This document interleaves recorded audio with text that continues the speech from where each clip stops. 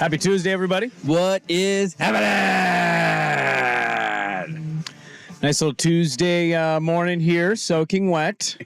What happened? You get wet on the way in? It's a little gusty last night, a little windy. Oh, we got a lot of rain. A lot of rain. Dude, Tons of rain. A lot of debris in the old condo complex. A lot of loose limbs came. Airplane doors.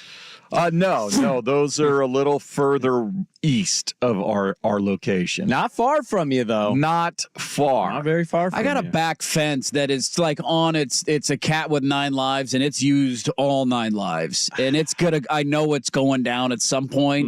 And every time I see the report of like, hey, it's gonna be nasty out, lots of wind, I'm like shoving rocks underneath the little boards because there's a little concrete underneath it. Yeah. Try and hold the boards in. I got some bricks trying to keep that thing up. And every time I wake up after a big windstorm, I just pray, please tell me that fence did not go down. When we looked at our house we live in now, the backyard fence was down. There had been like a snow and wind thing happening. Yeah, I'm not paying for that. No, we said, you got to put the fence up. You got to fix the fence or figure that out because we won't give you this offer. No, that's a lot of work and it's a lot of money, and I'm not doing that. And I'm sitting in the same spot. My whole backyard fence, which is not tiny, is probably going to go sometime in the next 3 to 5 years. Yeah, just teetering on the brink. And the other thing about that is you never know what your neighbor's situation is. You don't want to assume everybody's in the same spot as you. So, like, I don't know if I'll be paying for that thing by myself or if I'm going to actually have neighbors financially help me. Yeah, the tough part for me is I don't know. They might. They could. The neighbors behind me, every time I hear them in the backyard, they don't speak English. And so that's a whole other can of worms that I got to deal with. And if this fence goes down, how do I go? What if there's a language barrier there? What do I say? They'll know what you're talking about. They have fence. They're going to be like, I don't know. Like, all right, great. Now it's $10,000 out of my pocket. So in this scenario, you say fence and they respond, I don't know, but they don't know English? They don't know. They don't know what you're talking about. They don't know what we're talking about. IDK. I mean, if I were them, that's the card that I would pull. No hablo inglés. Sorry, I can't help you out there, Bob. Can I ask you a question? I was wondering yesterday if I had a worse day than a Husky fan. Ooh, that's tough to top. It's very tough to top. As Maybe impossible. Who's seen their team win or lose 2 national championships? Very painful. Tough days. I had forgotten Zeke ran for 246 yards and 4 touchdowns in that game. I didn't. Tyson Alger also sent a nice tweet, said, remember when Oregon wore silver uniforms in the national championship? And I thought, too soon. Too soon. I also saw that tweet after I saw the highlight. I had forgotten they wore gray. Yeah. They wanted to go with gray in their title game. No school colors. Who needs school colors in a big game? What did you guys wear? What'd you wear for the Auburn Natty? Silver. They had the neon with the silver. It was like their first step into the neon foray. It had a neon stripe down the middle of the helmet, neon yellow socks. The socks were cool, but they also wore, silver. Maybe get a title game and wear school colors next time. Maybe that'll be a thing. Only positive out of the Liberty win, honestly, is they wore the throwbacks in the Fiesta Bowl. Finally, school colors in a big game. So yesterday, my daughter's been nagging me. I've got a jar of lemon pie filling, that I was going to make a lemon meringue pie, I guess, a year ago, and I had forgotten about it. So I found the can, and she's been nagging me like, yo, why do you have this if you're not going to make a pie? So I get home yesterday. We had a Zoom call after the show that kind of mentally wiped me out. Like, it literally put me to sleep. Everything's fine here. It's never been better. At an Odyssey station. I looked over at the meeting and Sprague sitting in his chair. I was dead asleep. I was like, hey, honey, time to go home. Time to go home. Our day's over. I was like, well, nothing was said on that meeting. And so I get home and I'm like, I'm going to distract myself. So I make lemon meringue pie with a graham cracker crust because I had one of those pre-made graham cracker crust things. Nice thing to do on a Monday. Yeah, I mean, it's okay. I'm not a big fan of them, but I had it. I got to use it. And I read the recipe. Oh. And I did everything perfect. You should have seen the peaks of my meringue. Oh, they were top notch. Stiff peaks? Stiff peaks. Put it on, bake it, brown the peaks. It looked all nice. Had some nice brown coiffed all over it. There you go. Look at this. Look at that. Yeah. It says let it sit out for an hour. I let it sit out for an hour and a half. I'm like, perfect. Put it in the fridge, put it away. Look what I did today. I got a good pie. Then dinner comes. I'm sitting down, I'm watching the game. I don't have anything to eat. And I'm like, you know what? I'm going to order pizza. I'm pulling a cool dad move. I'm ordering pizza. I'm not I'm not necessarily the proudest, but I've been loyal to this company since I was a child, okay? Yeah. Okay. I ordered 2 pizzas and a thing of wings. 2 medium pizzas? They definitely were medium. They were 2 larges. I'm not buying it. I want Two receipts. I want to see larges. receipts. I actually have the receipt on my email right I now. want to see the circle in the pan. I got a stuffed crust and a regular large sausage and cheese pizza. Okay. Stuffed crust is a bold move. Well, my oldest likes stuffed crust, and so I told Yeah, her the I'd kids get it. like the pulley cheese. It's exciting, right? You take a bite of the crust. Oh, more cheese. Ooh. They have to go through a DoorDash person because they actually technically don't have delivery drivers as a pizza place.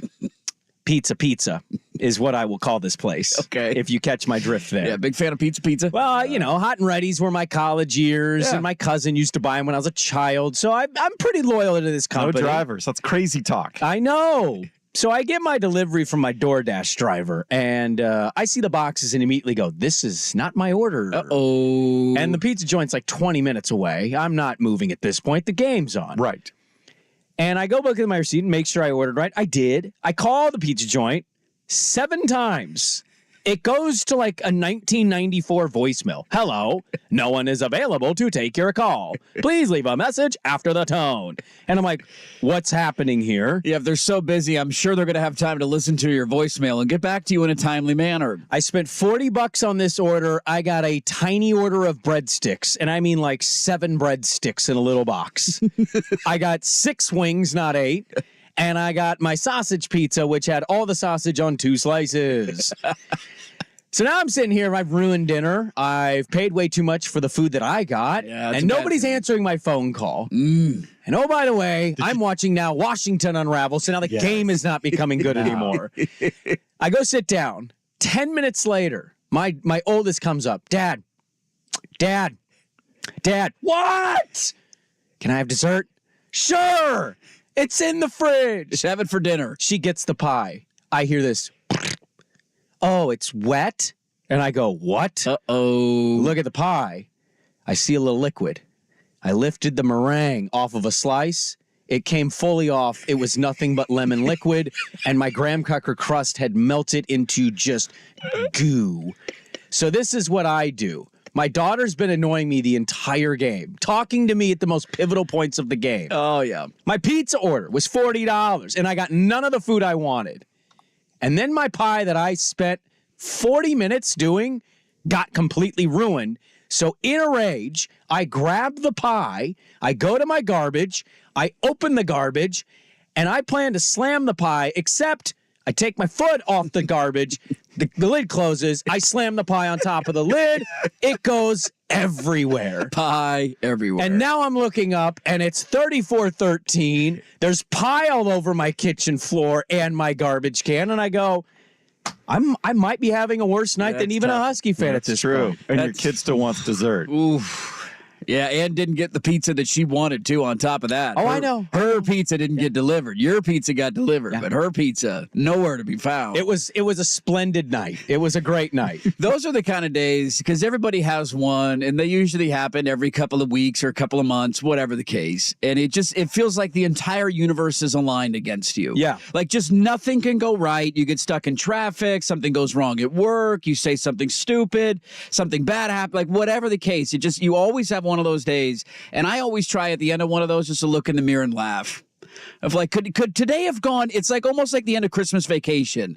Like we're already in hell. It can't get any worse than this. This is the bottom of the barrel. It can't possibly get any worse. Yet here we are. We're still alive. It's terrible too when those things happen and it's that late at night and you're like, I got to go to bed in 45 minutes. Now I got to clean pie off. I got to finish my show sheet. The game's still on. I want to see the post game. Now I got pie all over my floor. That's a pretty bad Monday right there. It wasn't the greatest Monday. I did tell myself it could be worse. I could be dead. You could be dead, yes. And then I did kind of laugh. I just laughed at how stupid I probably looked, looking to throw the pie aggressively into the trash while taking your foot off of the thing that holds the lid open. Yeah, not a good call. And so slamming the pie on top of the garbage. I thought my wife had seen all of this. She was 12 feet to my left, and she just stared at me as if like, you're an idiot.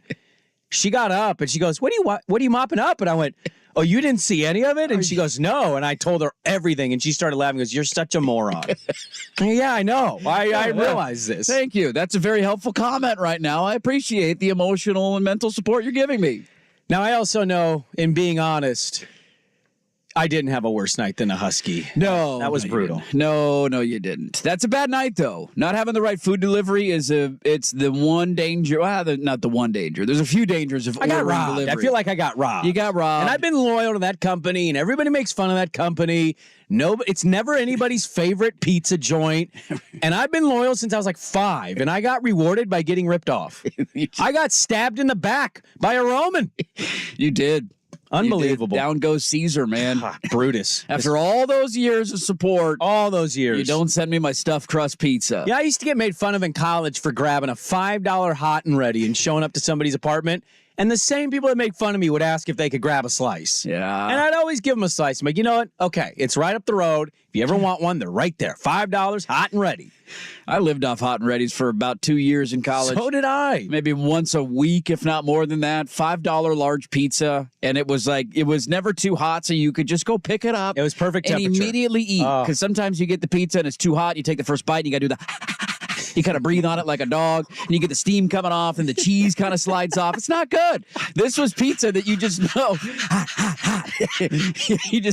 You can grab it, you pick it up, you bite into it, and that first bite's not going to burn the roof of your mouth.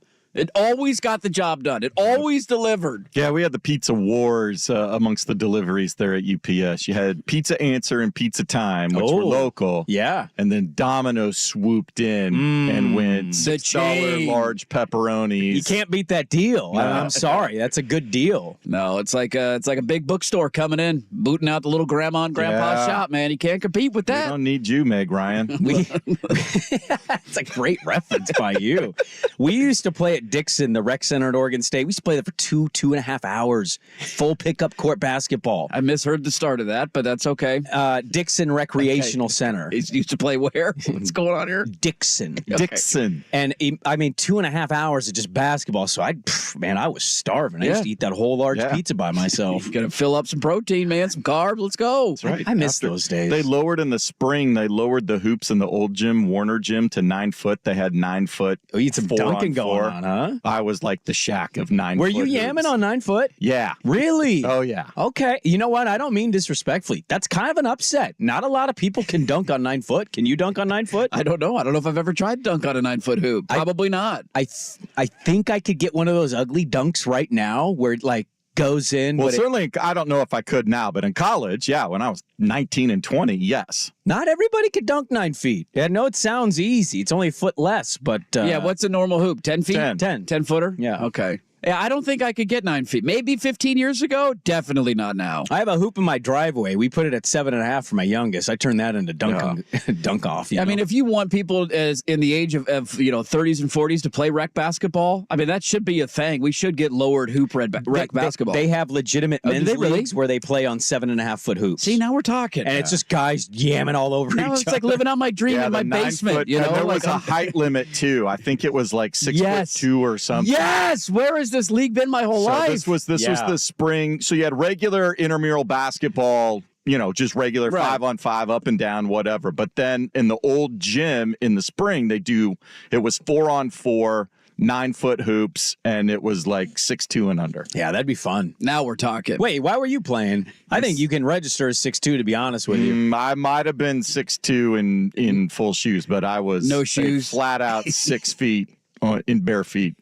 And that's what you go with, isn't it? Yeah. Knew how to game the system just a hair, just to stay under that guideline. My work study job was intramural student director, so. I could never get that job. I tried to get that job at the rec center. They wouldn't hire me. Oh.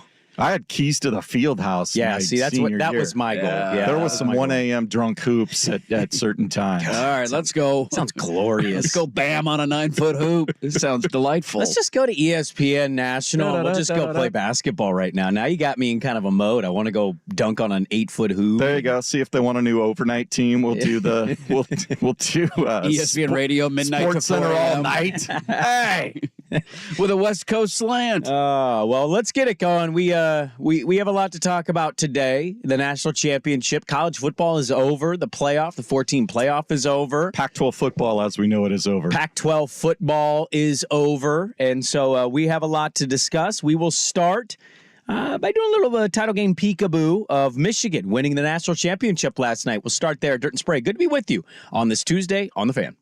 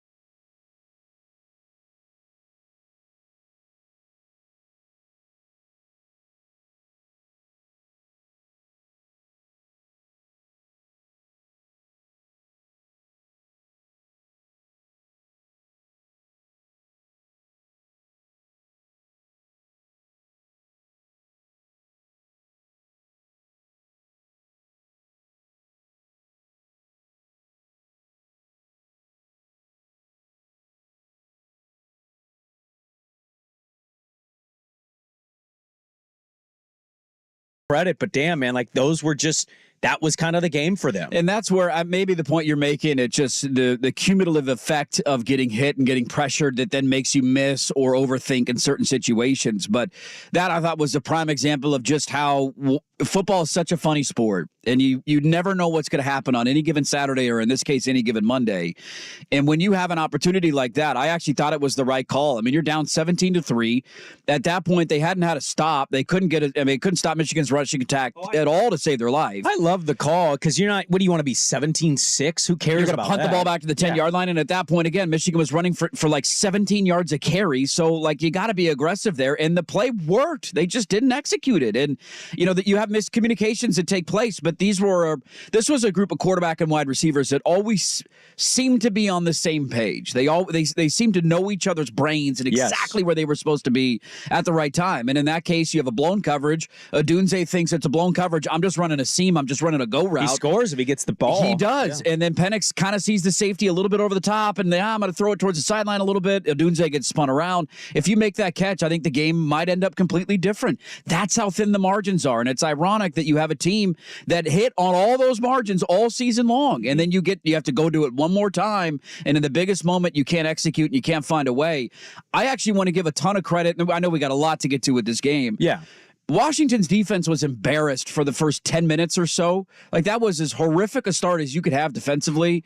I mean, you could drive a tractor or a dump truck through some of those holes that Edwards and Corum are running through. I was worried we were getting TCU Georgia in real time. I'm like, oh my God, they're just going to bludgeon them with the run game. I was cackling on my couch, like, please, more.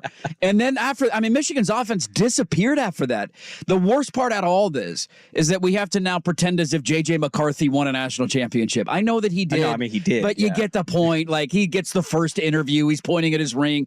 Nice 10 completions, JJ. You didn't do S. Get the hell out of here. Didn't do anything against Penn State. He was non-existent against Ohio State. Didn't have to do much against Alabama. He was dog-ass last night. Like, if they had a competent passing attack, Michigan wins that game by 30. But they couldn't. Washington found a way to stop the run, and all of a sudden, Michigan's offense just disappeared for like 2.5 quarters. So give a lot of credit. If you would have told me going into the game that I would have thought coming out of the game that Washington's defense would be their strength, I would have laughed at you because I thought the offense would have carried them. But largely it was their defense last night, ironically, after their bad start. Is it possible that the best play J.J. McCarthy made all year was the one where he caught the pass against Alabama to kind of knock it down instead of having it be a fumble? Yeah, it could have been a fumble. You know, like he did hit some plays. He obviously hit some plays. The Loveland, we have a lot to get to with this game. We can carry this over. It's also the end of the 14 playoff last night.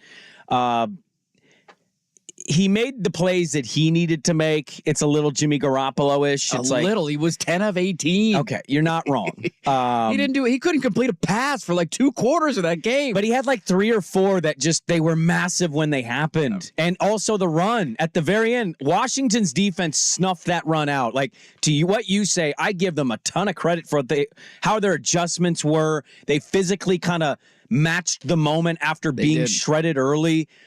And they have him backed up deep in their own territory. He's in the end zone when he hikes it. He immediately steps up, and all the Washington D linemen had rushed to the edges and left the middle wide open. There was not a linebacker in sight, and he ran for 25 yards. He did. And that was 3rd and 7, 3rd and 9. Yeah. Like, it was a moment where, still 2013, you get the ball back. Maybe that momentum of another defensive stop swings things for the Huskies a little bit. He had a big scramble. I'll give him that. But yeah, I'm not trying to give him all the credit. I'm just saying, like, there were like 4 or 5 plays that just pivotal, and he did make them. Yeah. But I largely agree with what you're saying. The propping him up and acting like he carried the team all year, and people are putting first-round grades on this kid. I don't personally see that. Good luck to teams that they draft him in the first round. Somebody's going to take that dude in the top 20. And it felt like Harbaugh and Michigan had a real goal of, like, let's try to make it as much about JJ as Blake Corum. And I'm like, that's not really the thing. Harbaugh's at the dais saying JJ's the best quarterback in Michigan history. And we're like, oh, all right, okay. All right. There's a guy named Tom Brady that came through. Chad Henne had a pretty good career, but okay, all right. Brian Greasy. He won the last national Jim championship. Harbaugh himself was pretty good. Just checking on But that no, one. it's J.J. McCarthy. That was the only downside to me for Michigan winning last night because I loved every other second of that game. They played with fire way too much. They needed to put it away earlier, but finally won the game. The only downside was now having to live in this J.J. McCarthy reality. I'm kind of with you there. We have more on this game. We have audio from the coaches. Yes, Kalen DeBoer and Jim Harbaugh that we'll get to.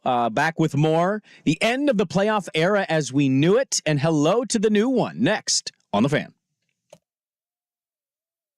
This is a Wild Card Week edition of Dirt and Sprague. Brought to you by George McCoy at WarrenAllen.com. Now, from the Spirit Mountain Casino Sports Desk, a Sports Center update on 1080 The Fan. If you've been arrested for DUI, you need a team of attorneys you can put your trust in. Call Reynolds Defense Firm today online at reynoldsdefensefirm.com. First on The Fan, the final chapter of Pac-12 football did not come with a Hollywood ending. The Michigan Wolverines just mauled the Huskies in the trenches on both sides of the ball, bullying their way to a 34-13 win in the school's first football national championship since 1997. Michigan ran for 303 yards while the defense held Michael Penix Jr. to just one touchdown, picked him off twice. The new conference foes will have a rematch October 5th in Seattle. The only football left this season, the NFL playoffs. It might be a short run for the Dolphins. Now the 6th seed in the AFC. They are down 3 more linebackers with injuries who've been ruled out for the trip to Kansas City. Andrew Van Ginkel, Jerome Baker, Cameron Good all suffered injuries in the season-ending loss to the Bills that will end their playoff runs. Trailblazers trying to double up in the Big Apple. They take on the Knicks tonight after beating the Nets over the weekend. DeAndre Ayton's back with the team, upgraded to doubtful after missing the last 7 games with tendonitis in his knee. Tip 4:30 on Root Sports Plus. The Knicks currently 12.5-point favorites at the Spirit Mountain Casino Sportsbook. Elsewhere in the NBA, just 9 games into his return from suspension, Grizzly guard Ja Morant's going to have season-ending surgery to repair a labrum issue in his shoulder. At Golden State, with Draymond Green close to his return, backup point guard Chris Paul's going to miss 4 to 6 weeks after surgery to repair a fracture in his left hand.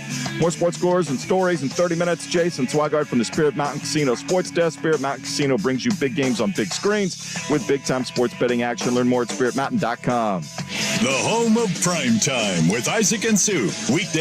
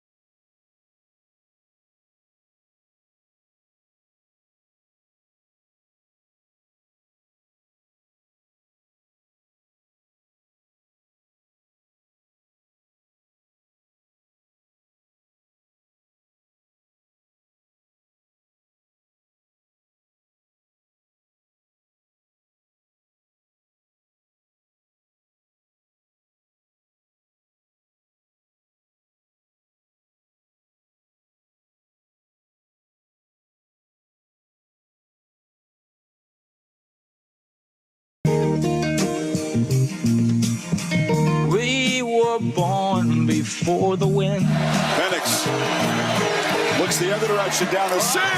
It's intercepted by Sainristil. Mikey Sainristil has a couple of blockers. A convoy. Michigan set up inside the 10. Mikey Sainristil. This is a wild card week edition of Dirt and Sprague Brought to you by George McCoy at WarrenAllen.com. on 1080 The Fan. We got the mail sack to get to at 8:15, so get those mail sack questions in at the Vancouver Ford text line, 503-864-6326. They treat you right before, during, and after the sale. Visit them for more information at vancouverford.com. We'll get to that at 8:15 today. We have some non-national championship stuff to talk about. Yes, we do, Bob. Devastating injury in the National Basketball Association. There's a couple of big ones. I don't know what happened yesterday, but the announcement was made. So a couple of big dominoes fell. Also, Miami gets to play in 6 degrees. Woof. Have fun. Without any linebackers. Oh, Have fun in Kansas City. I'm sure Tua is going to thrive in that weather.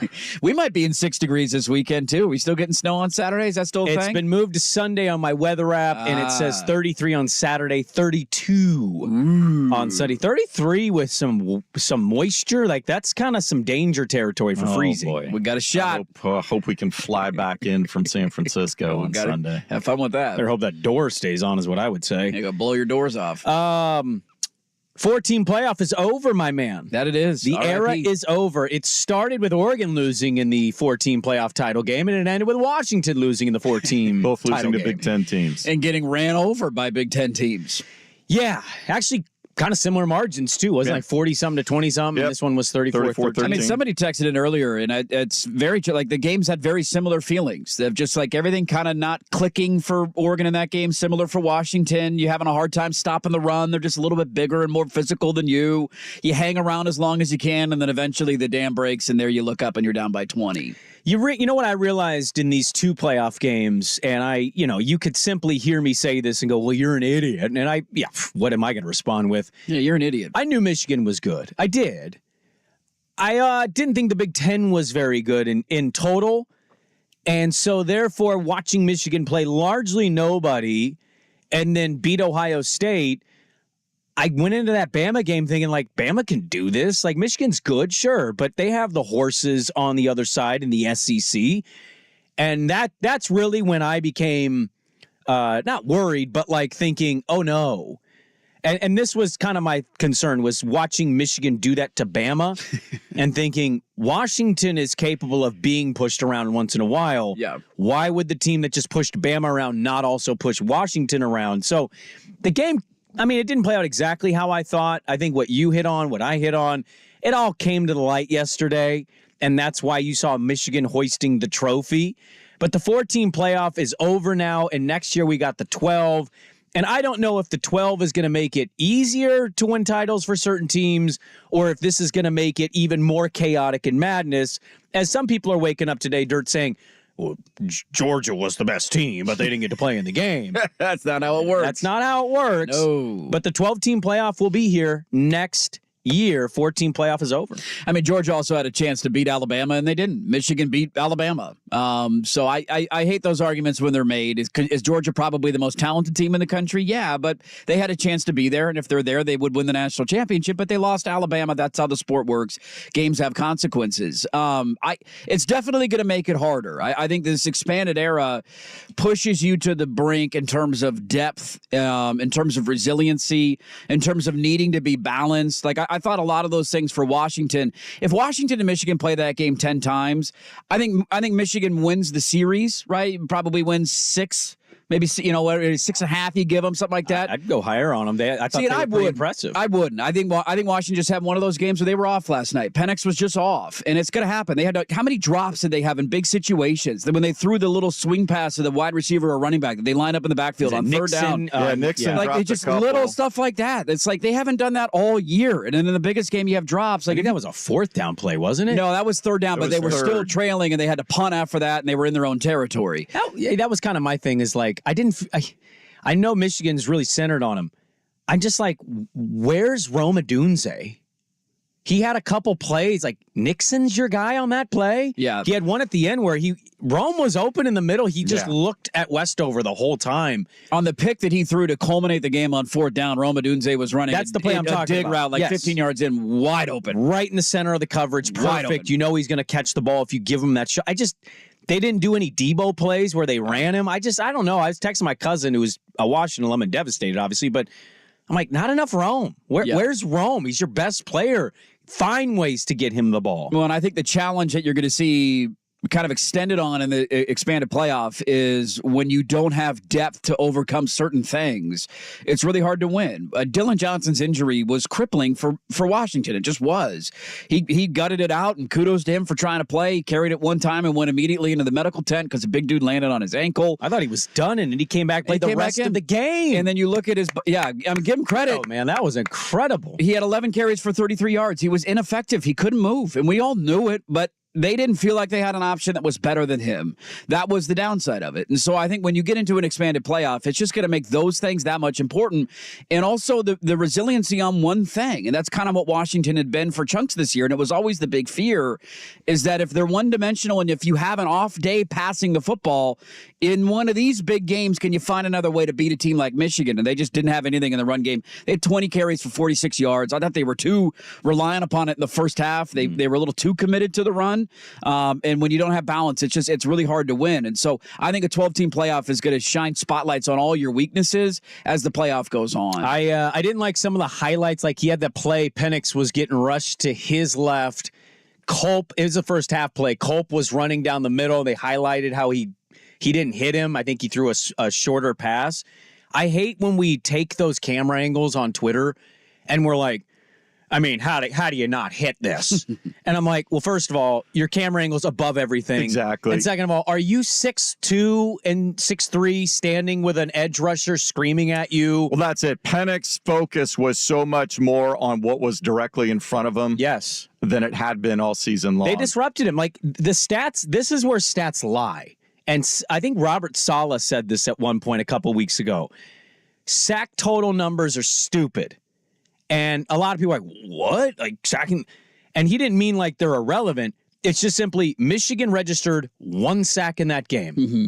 You, me, and everybody that watched that game with a pulse, that didn't feel like a 1 sack game. It felt like a 5 sack game, a 6 sack game.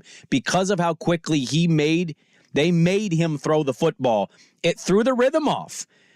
So, that's where the numbers kind of lie to you. 1 sack by Michigan. No, they had enough hurries and pressures to make that feel like more like a 5 to 6 sack game, in my opinion. The ironic thing about the numbers, too, behind it is, do you know that he attempted more passes under pressure against Texas than he did against Michigan? That's crazy. He was 11 of 17, I want to say, against Texas for like 140 yards and 2 touchdowns, and last night he was like 5 of 16 under pressure. He was terrible under pressure. And see, I'd have to go back and see what their definition of pressure is, because that doesn't feel right to me. When I watched it, I'm like, oh, he's getting the ball out quick. When the moment I knew he was having an off night, there was a lot of them, but and pressure, again, is a huge part of it. The opening throw of the third quarter was just inexcusable. Like, you fought all the way to get back into the game. Yeah. It's a 10 or a 7-point game, 17-10. You get the ball to start the second half. First play of the second half. Yeah, you're going to get under pressure and just kind of loft one up. I don't care if it was tipped or not. Like, chuck that ball into the third row. There was no reason to take a chance there. That's the ankle play, right? Where he got he got rolled up on. Was that I believe that was the play. I can't remember if he got rolled up on. Yeah, but I know he just lobbed it up to Odunze and it was tipped. Well, he triple hitched. He wanted to throw it right away and then he couldn't, and the end did get a fingertip on it that floated it up in the air. I think I'm saying this somewhat confident. I believe that was they rolled up on his ankle play.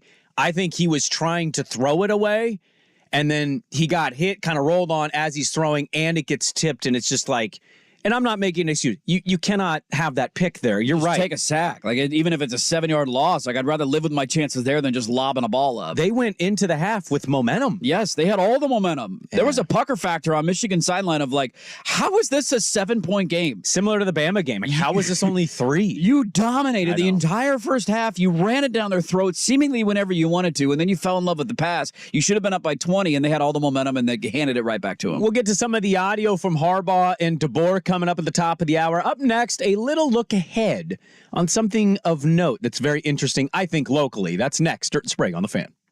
The Blazers limp.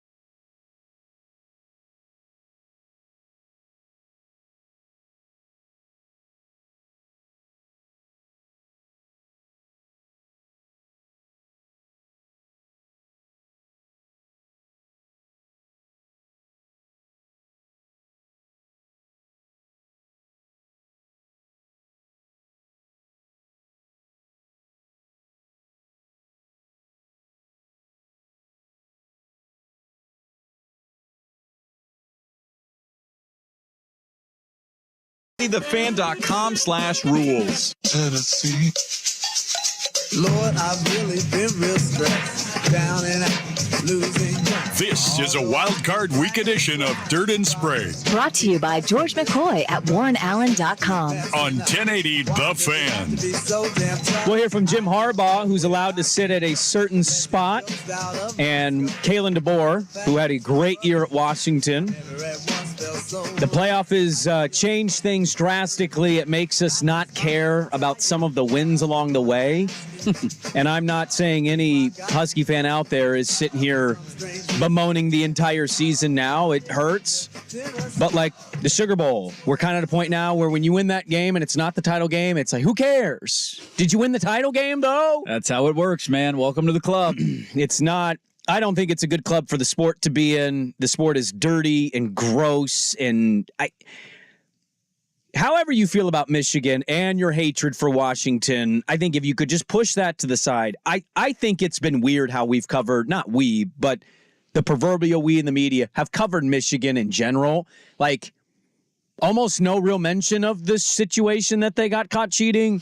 And just like Hancock handing him the trophy that they might vacate, it just was a weird feeling to me. And I don't even know if they mentioned it on the broadcast. No, No. I don't think I heard it one time. Herbie was telling people, though, some people doubted that defense. Who doubted that? The other funny thing that he kept saying too, and I love Herb Street, but he kept saying you don't want to kick the ball back to JJ McCarthy here. It's like, are you sure about that? Yeah, but then the second half, he didn't want to say it, but he said it without saying it. He was like, you kind of think if you're Michigan, you want to get back to the ground and pound. And I'm like, yeah, because we all saw what McCarthy was. He's not very good. Next year, I looked at the ESPN 2024 way too early top 25. Give it to me. I'm rubbing my nipples on YouTube.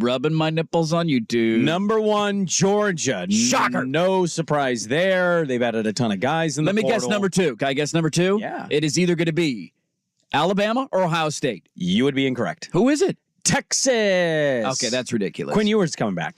Yeah, they're also losing both. They're losing all their defensive linemen and their 2 wide receivers, and they have got a lot of guys in the portal, and they're recruiting at a high level. They've got Matthew Golden and Ryan Wingo at receiver coming in. Collins, Simmons, Kobe Black, Andrew Makuba. You know all these guys? You know their grades? Makuba is a Clemson transfer. I know that, but some of the other guys you mentioned are going to be true freshmen next year, who were very highly touted recruits, but not often do freshmen come in and make that big of an impact. Number 3. Your Oregon Ducks. Hey, look at that. A lot of expectation. Lanning's at the title game last night. You're just scouting it out, man. Seeing what it's like. Lay it land. Well, I was thinking about the Big Ten because now Washington and Oregon and USC and UCLA are in the Big Ten.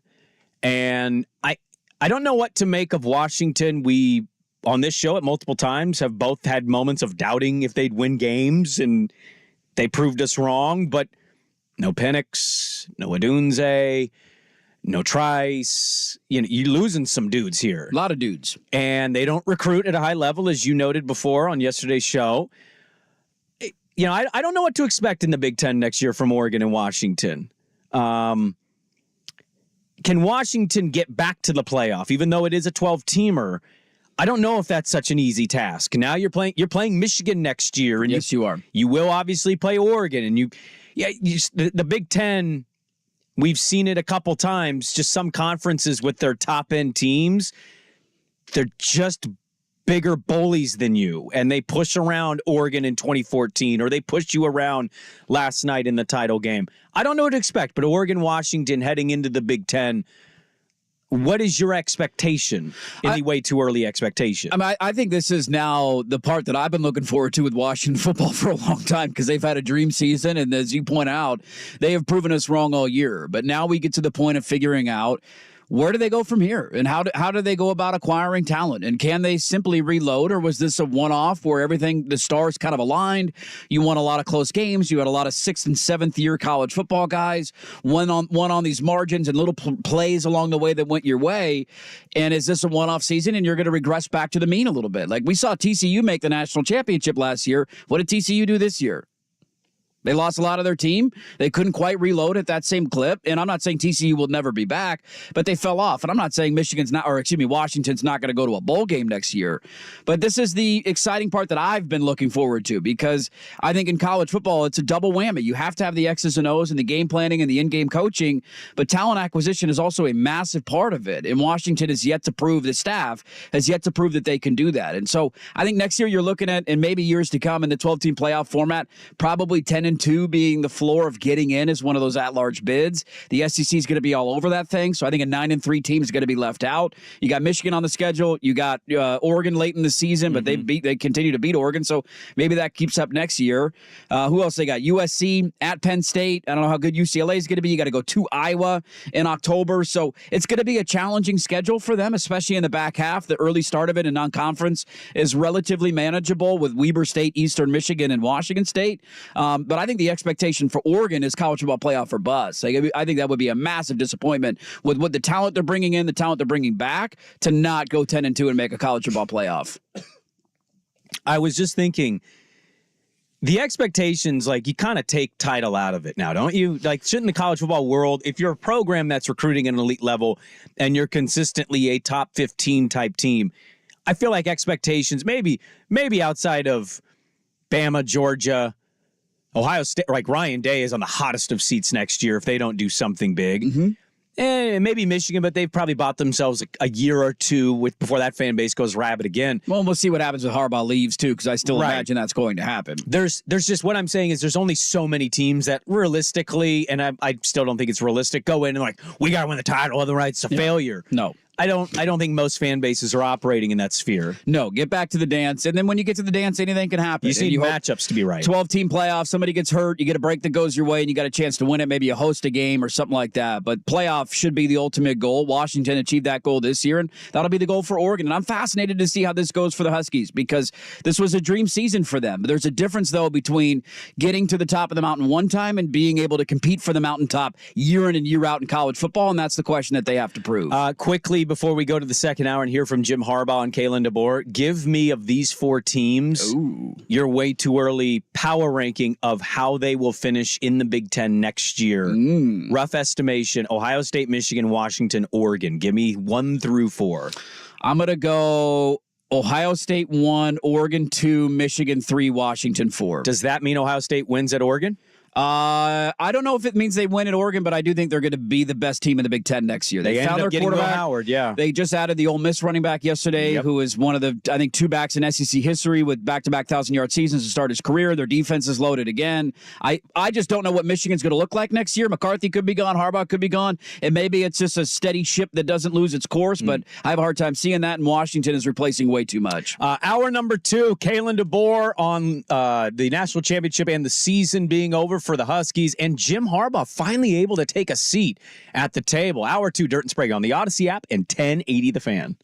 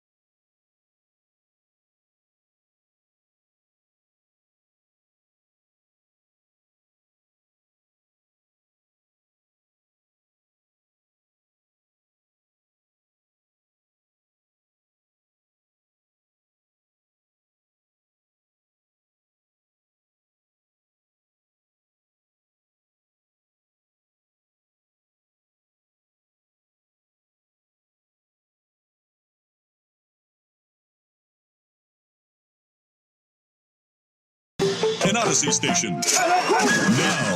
Now, from the Spirit Mountain Casino Sports Desk, a Sports Center update on 1080 The Fan. Brought to you by Stanford's The Classic American Steakhouse has exactly what you've been craving. Visit them in Clackamas, Tannisbourne, or online at stanfords.com. First on The Fan, College Football National Championship, the end of the 4-team playoff era. Kind of a whitewashing. Michigan ran all over the Huskies. 303 total yards, 4 touchdowns, a 34-13 win. And the defense made my life miserable for Michael Penix Jr. all night. These two teams, now conference foes, have a rematch October 5th in Seattle. That leaves the NFL playoffs as the only remaining football this season. As we get ready for Super Wildcard Weekend, the Dolphins will be out 3 more linebackers for their trip to Kansas City. Andrew Van Ginkel, Jerome Baker, Cameron Good all suffered injuries in their season-ending loss to the Bills, and they will not be available in the postseason. Trailblazers been hanging out in New York for a few days. They'll try to take down the Knicks tonight after beating the Nets over the weekend. DeAndre Ayton closer to getting back with the team, upgraded to doubtful, working through tendonitis in his knee. 4:30 tip on Root Sports Plus. Knicks currently 12.5-point favorites at the Spirit Mountain Casino Sportsbook. More sports scores and stories in 30 minutes. Jason Swigart from the Spirit Mountain Casino Sports Desk. Spirit Mountain Casino brings you big games on big screens with big-time sports betting action. Learn more at spiritmountain.com. This is your home for year-round NFL coverage. The Odyssey app and 1080 The Fan. Let's get the playoff party started. Middle of the field, there's a sideline toss, and the ball's loose on the ground. It's a fumble. It's recovered by the Texans, and they're off to the AFC playoffs. A stunning win on the road, led by the rookie quarterback, C.J. Stroud. This is a Wild Card Week edition of Dirt and Sprague. Brought to you by George McCoy at WarrenAllen.com. Injured? Don't trust just anyone to something so personal. Call George McCoy at Warren Allen. Online at WarrenAllen.com. Wild Card Week with Dirt and Sprague on 1080. Our record is now 0-0 in the playoffs, so we just needed our opportunity. We got it. The Fan. All right, welcome back in hour number 2. Dirt and Sprague here on Portland Sports Leader 1080 The Fan, the Odyssey app, and we are on live on YouTube. You are looking live.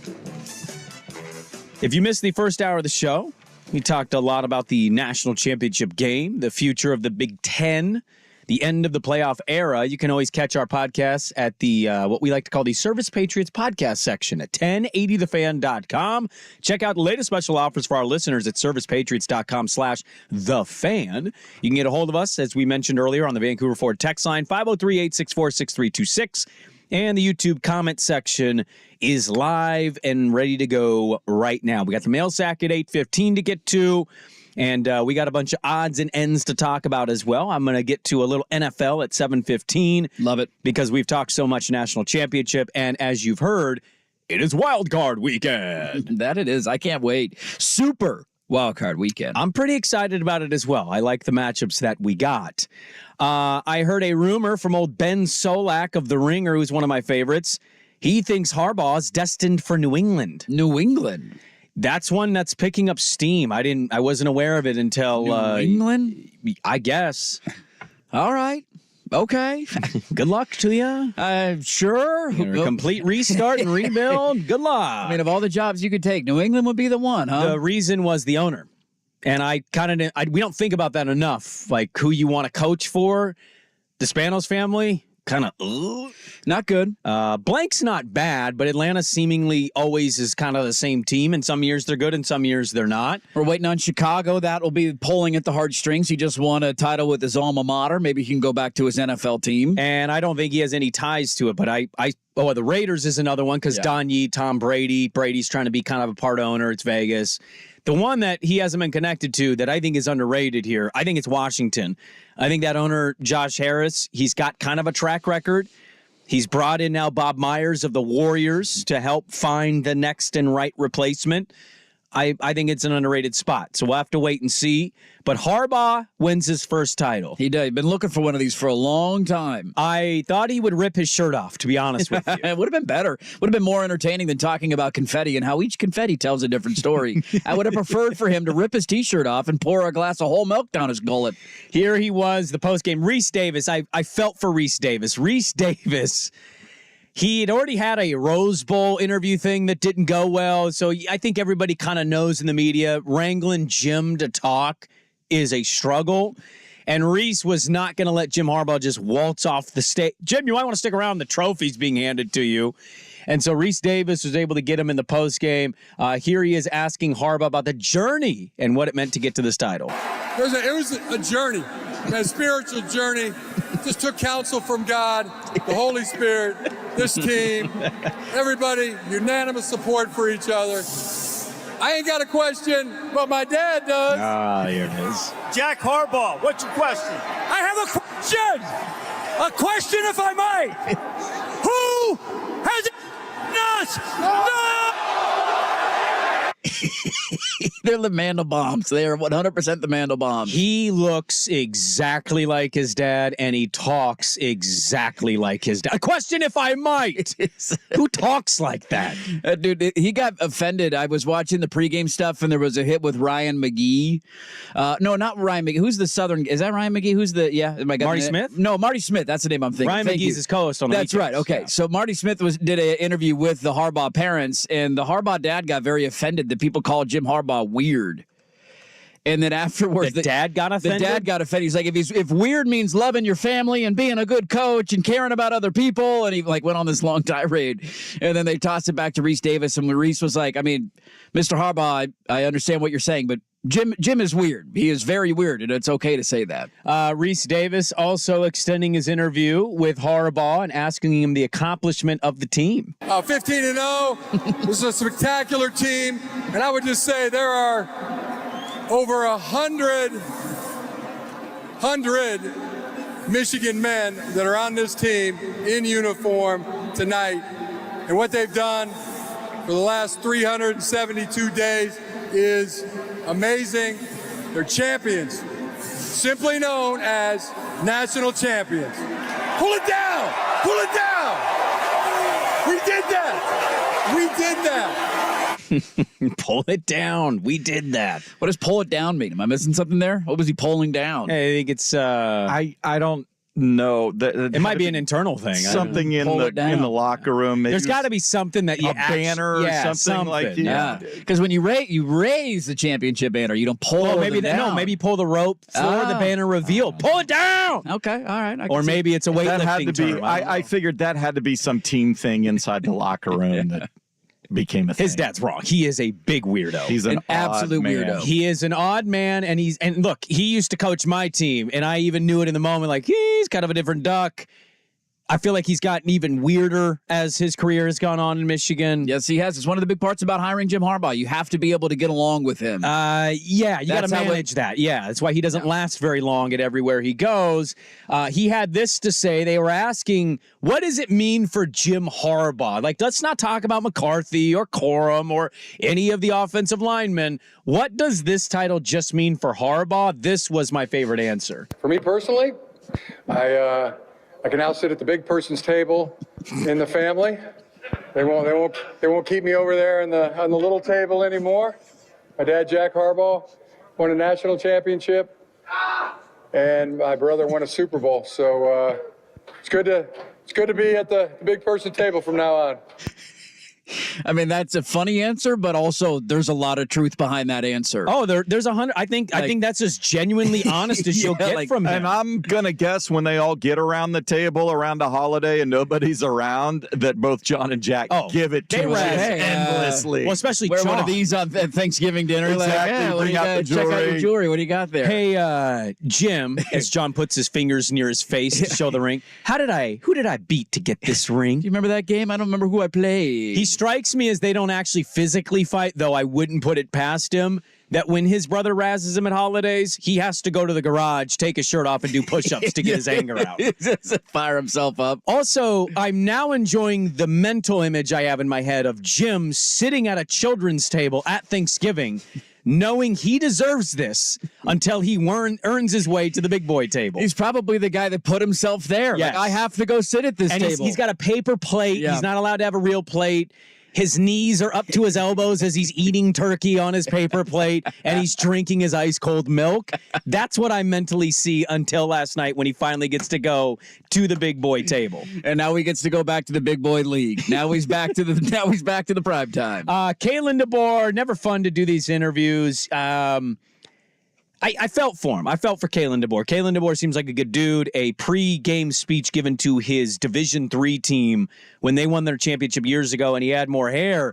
It was a good speech. Kalen DeBoer has been amazing. He's been awesome. Yep. We can question on this show and any other show all we want about Washington next year and going forward.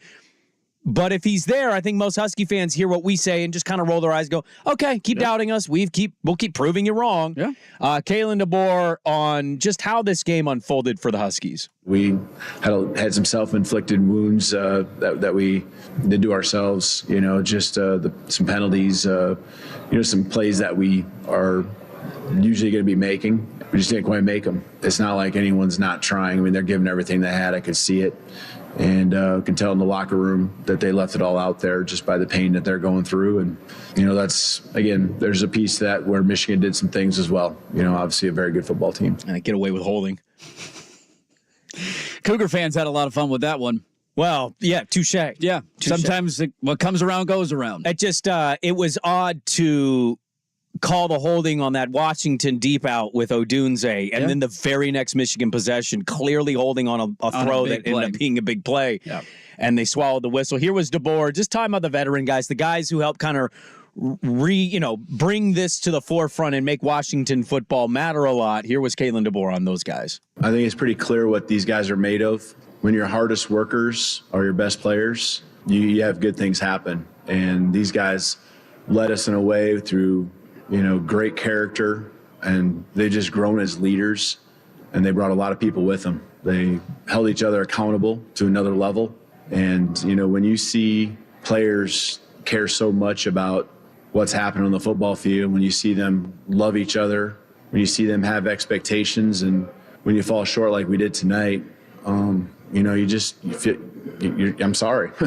Yeah, I'm sorry that they couldn't realize a championship this year. And that's the weird thing about college football now is there's no doubt you don't realize that dream, but also you went 14-1 and you won the Sugar Bowl. You beat Texas. You won a playoff game. Yeah, you were 14-0. And the season, and it's so much easier to sit here and be us than it is to be those guys, like to be Dylan Johnson and physically have no healthy knee or foot or ankle or whatever he was dealing. It seemed like it was 8 different injuries. I heard the term bursa sack pop, and I'm like, oh, how are you playing? It's easier to say this, but largely, I said this last year, about last year. It sounds dumb to many, and I get it. I would throw a team like that a parade. 14-1, you won the Sugar Bowl. It's a hell of a season. And almost any other year prior to the playoff, Oregon's had seasons like this too. You should be more proud than disappointed, sad, let down, all that. Rome Odunze in the postgame told their radio affiliate, sorry we let you down. It's like, dude, I don't think you really let anybody down. You're the greatest receiver in program history, and you had a dream season that just didn't end how you wanted it to end. Yeah, this is where I think college football is continuing to morph into professional sports because nobody hands out awards or feels good about a season that doesn't end in a championship, right? Like if you lose in the second round of the playoffs in the NFL, it's not like, hey, way to go, Dallas, way to get to the divisional round. Unless you're a Houston, right? Unless you're a surprise young team that shouldn't have been there. There could be outliers, but this is where college football was always different, was that outside of, before a championship, you just went and played your bowl game, and that was it. That's how your season ended. You won your bowl game, you had a chance to finish the season with a win. In professional sports, the only team that finishes the season with a win is a team that wins the entire thing. And so there is an appreciation. That was the best Washington team in the history of their program. I know they have a shared national championship 30 years ago. It's a lot harder to win now. They won twice against my team, who I think Oregon had one of the best teams in the history of their program. They dominated Texas and should have won that game by a wider margin, but things got weird late. And then after a really bad start, they stood tall against the national championship team in Michigan. And that is the best team in Washington history. It shows how difficult it is to win a championship, but there's nothing you hang your head about. There's a lot to be proud of this year with Washington. They proved everybody, myself included, wrong and got damn near the pinnacle of the mountain. A Husky fan texted us yesterday, and I just want to say this as we go, and we'll get back into the college football playoff in the final hour of the show. Now you need to see him sign that extension, and until he does that, you're holding your breath and hoping to God Michigan, if they lose Harbaugh, just hands the job to Sharon Moore or doesn't come your way saying, oh, you're a South Dakota guy, huh? Yeah, how about $14 million a year? How does that sound? And how about all the NIL money that you don't have in Seattle? And how about already coming into a great situation with 4- and 5-star guys all over? We did your power ranking earlier, and I don't know if you'll be right or wrong, but you're like, Michigan, they're losing guys. And I'm like, I'm sure they've got guys behind those guys at this point, the way that program's been recruiting. They absolutely do. And again, good luck. Good luck keeping – this is when things get tricky and challenging, man. Yeah. This was fun. It was a dream season. Now reality is back, and we'll see how the things go the next couple of years. We'll put a pin in this. We'll pause on the title game and playoff stuff. We'll get back into it in the final round. We got the mail sack at 8:15. Let's come back with a little NFL. We'll get to that coming up next. Dirt and Sprague on the Fan. The Herd with Colin Cowherd. Texas was favored.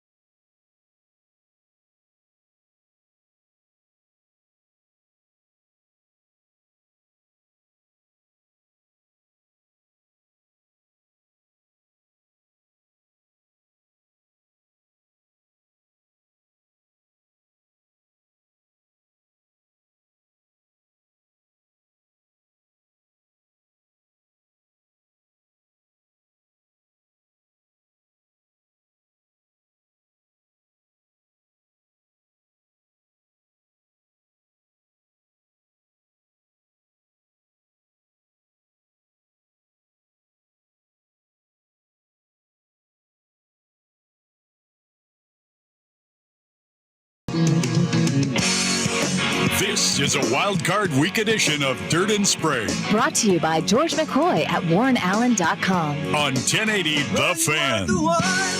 I'm going to punt on my NFL segment. We'll either get to that later today or we'll hold it over for tomorrow because starting tomorrow, man, it's already Super Wild Card Week here on The Fan, but we'll be even more Super Wild Cardy. Also, I don't think we'll get to this today. And maybe not the most exciting thing to tease for everybody out there, but the trade deadline in the NBA is about a month away. Is it really? It's coming up that quickly. It is. It's actually, I think it's a little less than a month away. But yeah, it's right around the corner. And we'll talk about one devastating injury. There are teams looking at a team like Portland saying, you've got some things we like. Yeah, are we going to trade one of our guards? Or are we going to keep them all for the rest of the year? Or should we wait till they get hurt before the deadline? February 8th, Swag tells me in my ear. So February 8th. Just a little, right at that month mark. That's the day before Teddy Ballgame's due date. Oh. Trade deadline day. Born on trade deadline day? That's a big deal. Where are you trading him to? Better than being born on the Super Bowl, that's for sure. Trade him to your brother, see what you get. Yeah, you go raise this kid, man. He's going to cry a lot. I want to admit something. We got our kids a gift 3 Christmases ago. And, I didn't know how they would take to it. They've taken pretty well to it, and as have I. We got our kids a Nintendo Switch. You're gamers now. Well, we're not like hardcore gamers. We don't play every day. But yeah, we have game nights. We do Mario Kart parties, or we'll play Luigi's Mansion. We still can't beat that damn game. I want the Sprague streaming on Twitch their Mario Kart ventures. I don't think my 7-year-old should be on camera saying what she says when she loses in Mario Kart. Trash talker. She gets very angry. Hothead. She doesn't like to lose. Yeah. And neither does her father. But I don't really have any other systems. I haven't in quite some time. Yesterday was a big day for the video game nerds. Oh man, this is too painful. There was a tease that the new NCAA football game was going to have the trailer released. Most people hear that, and what do they assume during a game? Halftime. Yeah. Well, halftime came, halftime went. The commercials kept going. No NCAA football game. I don't know where that rumor started or why it took off. I know, and I'll call him out. Okay. He's a friend of the program. Really? Yes. Who was it? Brandon Marcella was the one that wrote the article last week on 24/7. And you bet your ass I read it because I'm eagerly awaiting the release of this game. And he did not say that there was, now to be fair, he did not say that there was going to be a TV commercial, but he said that there was going to be some form of an announcement, some sort of leak, some sort of like reveal, graphics, information, release date, something would be released the night of the national championship game. And then that got spun into there's going to be a TV commercial at halftime, which I don't think was ever a realistic possibility, but we got nothing, zilch, nada last night. So people are upset in the video game world. I want to ask a video game question as a non-video game guy. Yeah, I'm eagerly awaiting the release of this game. I do not have a system other than the Switch, and the Switch is fine. It's fun. It's good for kids. What system should I buy? Because there's 2 games coming out that actually have my antennas raising. Let's go. Grand Theft Auto 2025 absolutely got me on the trailer. I remember days where I'd spend in the basement just playing Vice City and hooking up with prostitutes and randomly running people over with my Vespa, going all over Miami, finding the drive-by shootings. Oh, I loved it. I did. And I will play NCAA football. How do you not? So what system do I buy? Because here's the truth. I kind of got out of the video game. This will age me really well, and also you can make fun of me for this. I kind of fell out of love with video games once they added the joystick on the N64 controller. There were too many things happening. I'm old. I was too used to the Nintendo game, where it was just the directional pad and 2 buttons. The D-pad. You can't do the joystick. And so it was like 3 things, and I always got killed in 007. I was the guy with a sniper rifle running around getting made fun of at birthday parties. Largely ended up playing basketball outside because all my friends were good at it. All right, I'm going to go shoot some hoops. I'll see you guys that's outside. really what it was. I'm out. What system do I buy? The Xbox controller looks like it intimidates me, but I also don't know what PlayStation's looks like anymore because I don't know what PlayStation we're on. They're identical. Now. They're the same. We're now on PlayStation 5. And their controllers now look like the Xbox? It's the same. No, they're the same as they've always been, basically. Okay. I mean, they've adapted and evolved a little bit. But directional pad or the 2 joysticks? 2 buttons, couple of joysticks, an L1 and R1, and I'm L2 not good and with R2. joysticks. That's okay. You'll learn. Time will evolve. This is how much of a nerd I am. I bought a PS5 last year for 2 reasons, and 2 reasons only. One was because there was a new golf game coming out that you could play Augusta National. And if you get me on Augusta National, I'm playing it. So I bought that game. I'm still playing Mario Golf. And I play it from time to time. And I knew that they had announced about 2 years ago that NCAA football was coming back. Now, we didn't know when. I think there was some speculation. Maybe it was going to be last summer. Now we know it'll be this upcoming summer. And that game was my entire childhood. And so I had to get an operating system that was modern with good graphics that could run it. I don't know much about Xbox. I've never really been an Xbox guy. So I've always been on the PlayStation side of things. Maybe an Xbox bro is going to get very angry with this, but I prefer the PS5. So that would be my recommendation. Are we still on PS5s? Or is there a PS6? No, there's PS5s is where we're at. So they're not like the iPhone. There's not a new one every year making you feel... Not every year. Okay. But there will be probably a new one out in like 2 years, and then you're going to be outdated, but that's how gaming consoles work. I mean, I'm so bad at video games. I had a PS2, and then I had a buddy get an Xbox when it came out, and I was excited to try it. He's like, come play this new game. It's called Halo. I was like, okay. Went over there. The controller threw me through a loop, man. I was like, what am I doing right now? I didn't know how to move him. I wasn't good at all. I remember like tossing the controller to a buddy, and I'm like, I'm out. I hate the Xbox. I'm done. And like, really? I'm like, yeah, I'm not a fan. I'm just not going to do it. Now, did you play more PlayStation as a kid? Yeah, like I used to play... Like when you play Grand Theft Auto, was it on PlayStation? Yeah, it was on PS2. So I would recommend just sticking what you're used to. I don't think, look, this is a very complicated thing in the gaming world, like a hot debate. And if you say one thing or the other, people are going to get very upset with you. It's kind of like the phone thing. Like, remember when Joe Fish was like anti-iPhone and he used to make fun of him? Well, my Samsung can fold up. Remember, he used to go on those rants. Like, it's one of those technology debates. I don't think there's a big difference. They're good gaming systems. For what I use them for, I think a PlayStation, for what you want to use it for, a PlayStation will be perfectly fine. Well, because I'm not a what do they call those, RPGs? Role-playing game, like POV, like where the gun's just in front of you and you're just your gun's going up and down. I tapped out with Pong. I mean, that's essentially Pong was it. I did the original Atari. Okay. Like I had Space Invaders and Missile Command, and after that I was. There was one at a thrift store I saw. It was actually for $20. I almost bought it. I'm like, I'm not going to use it. You realize though that Grand Theft Auto isn't it's a role-playing game. That's what. Well, I meant more like where you go around to try to shoot your friends, like a Call of Duty kind of type game. Yeah. I'm terrible at those games. Sure. I end up seeing somebody when they don't see me, and I panic, and I pull out Knife Guy, and I'm like, no, I got Knife Guy. He's got a gun, and it doesn't go well. Down you go. You're all dead. I quite literally bring knives to gunfights. Yeah, yes. we need to call out EA Sports. Last night was tough. It was tough for us in the NCAA football community. We're eagerly awaiting the release of this game and more details on this game. Why are you calling them out? They didn't announce that they were going to have a trailer. Somebody leaked information to Brandon Marcello. He's not just making that report up last week, and it did get a little out of hand in terms of a TV commercial at halftime, but like there was nothing, no details at all, and I'm very angry about that. That was like the silver lining of the game. If Washington was to win, it was like at least I'm going to get some NCAA football information, and just nothing came out. So hopefully soon. I might be a video game guy. Come back in. The water's warm. I don't play that often, but I will play NCAA football when it comes out. I just, in the down times of non-football season, and I got like an hour just turning that thing on, and what do they call it in college? They call it program mode, where you just start a team. You start your dynasty team. mode. Dynasty Come mode. on Thank now. you. Yeah. I turned Middle Tennessee State into a national title contender. God, still hang my hat on that. I used to play Madden all the time with my friends. Yeah, Madden sucks now. That's the whole thing. NCAA football is not. Madden's not good anymore. Doesn't EA make Madden? They do. So we're hopeful for NCAA. We are, yeah. Because they used to be slightly different games. Like they never were exactly the same thing. And I always thought the gameplay was better in NCAA football. Madden, they just put a new name on the cover of it and re-release it every year. They tell you there's there's nothing new with Madden. Can you do the EA guy, the voice? EA Sports. It's in the game. Not bad. That's not bad. That's all I got. I think you could do better, but that's not bad. There was a video where somebody ran in public to the guy. Oh, the real guy. The real guy. And he's like filming it with his cell phone. He's like, do the voice. And he's like, EA Sports. It's in the game. How annoying does that get for that guy? Everywhere he goes. How do you even recognize that guy? Well, there's a video game community. You just know the voices, right? Yeah, it's Bob. It's Bob Brooks. Go get him to say it. Dog food commercials. Shout out to Bob Brooks. I'm going to go to Bi-Mart now. PS5s, huh?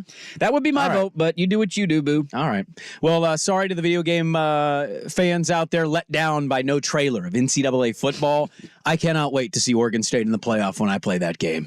I cannot wait. What conference? The other thing that NCAA football used to have, they were the king of realignment. So back in the day, with the last time the game was, you used to be able to switch teams to whatever conference you wanted to. Oh, we're getting to the B1G. Before, like, is that where you're going? I want to be in the B1G. You don't want to go to the SEC? You want to go B1G? We're going B1G. Okay, go beat up on Ohio State. It makes more sense. You get to play Washington, Oregon, the SC, and UCLA schools, whatnot. Keep the rivalries alive. Yeah. Coming up next, we got more football to get into. We got the mail sack at 8:15. Dirt and Sprague back with more. But first, Jason T. Swigard with the Sports Update.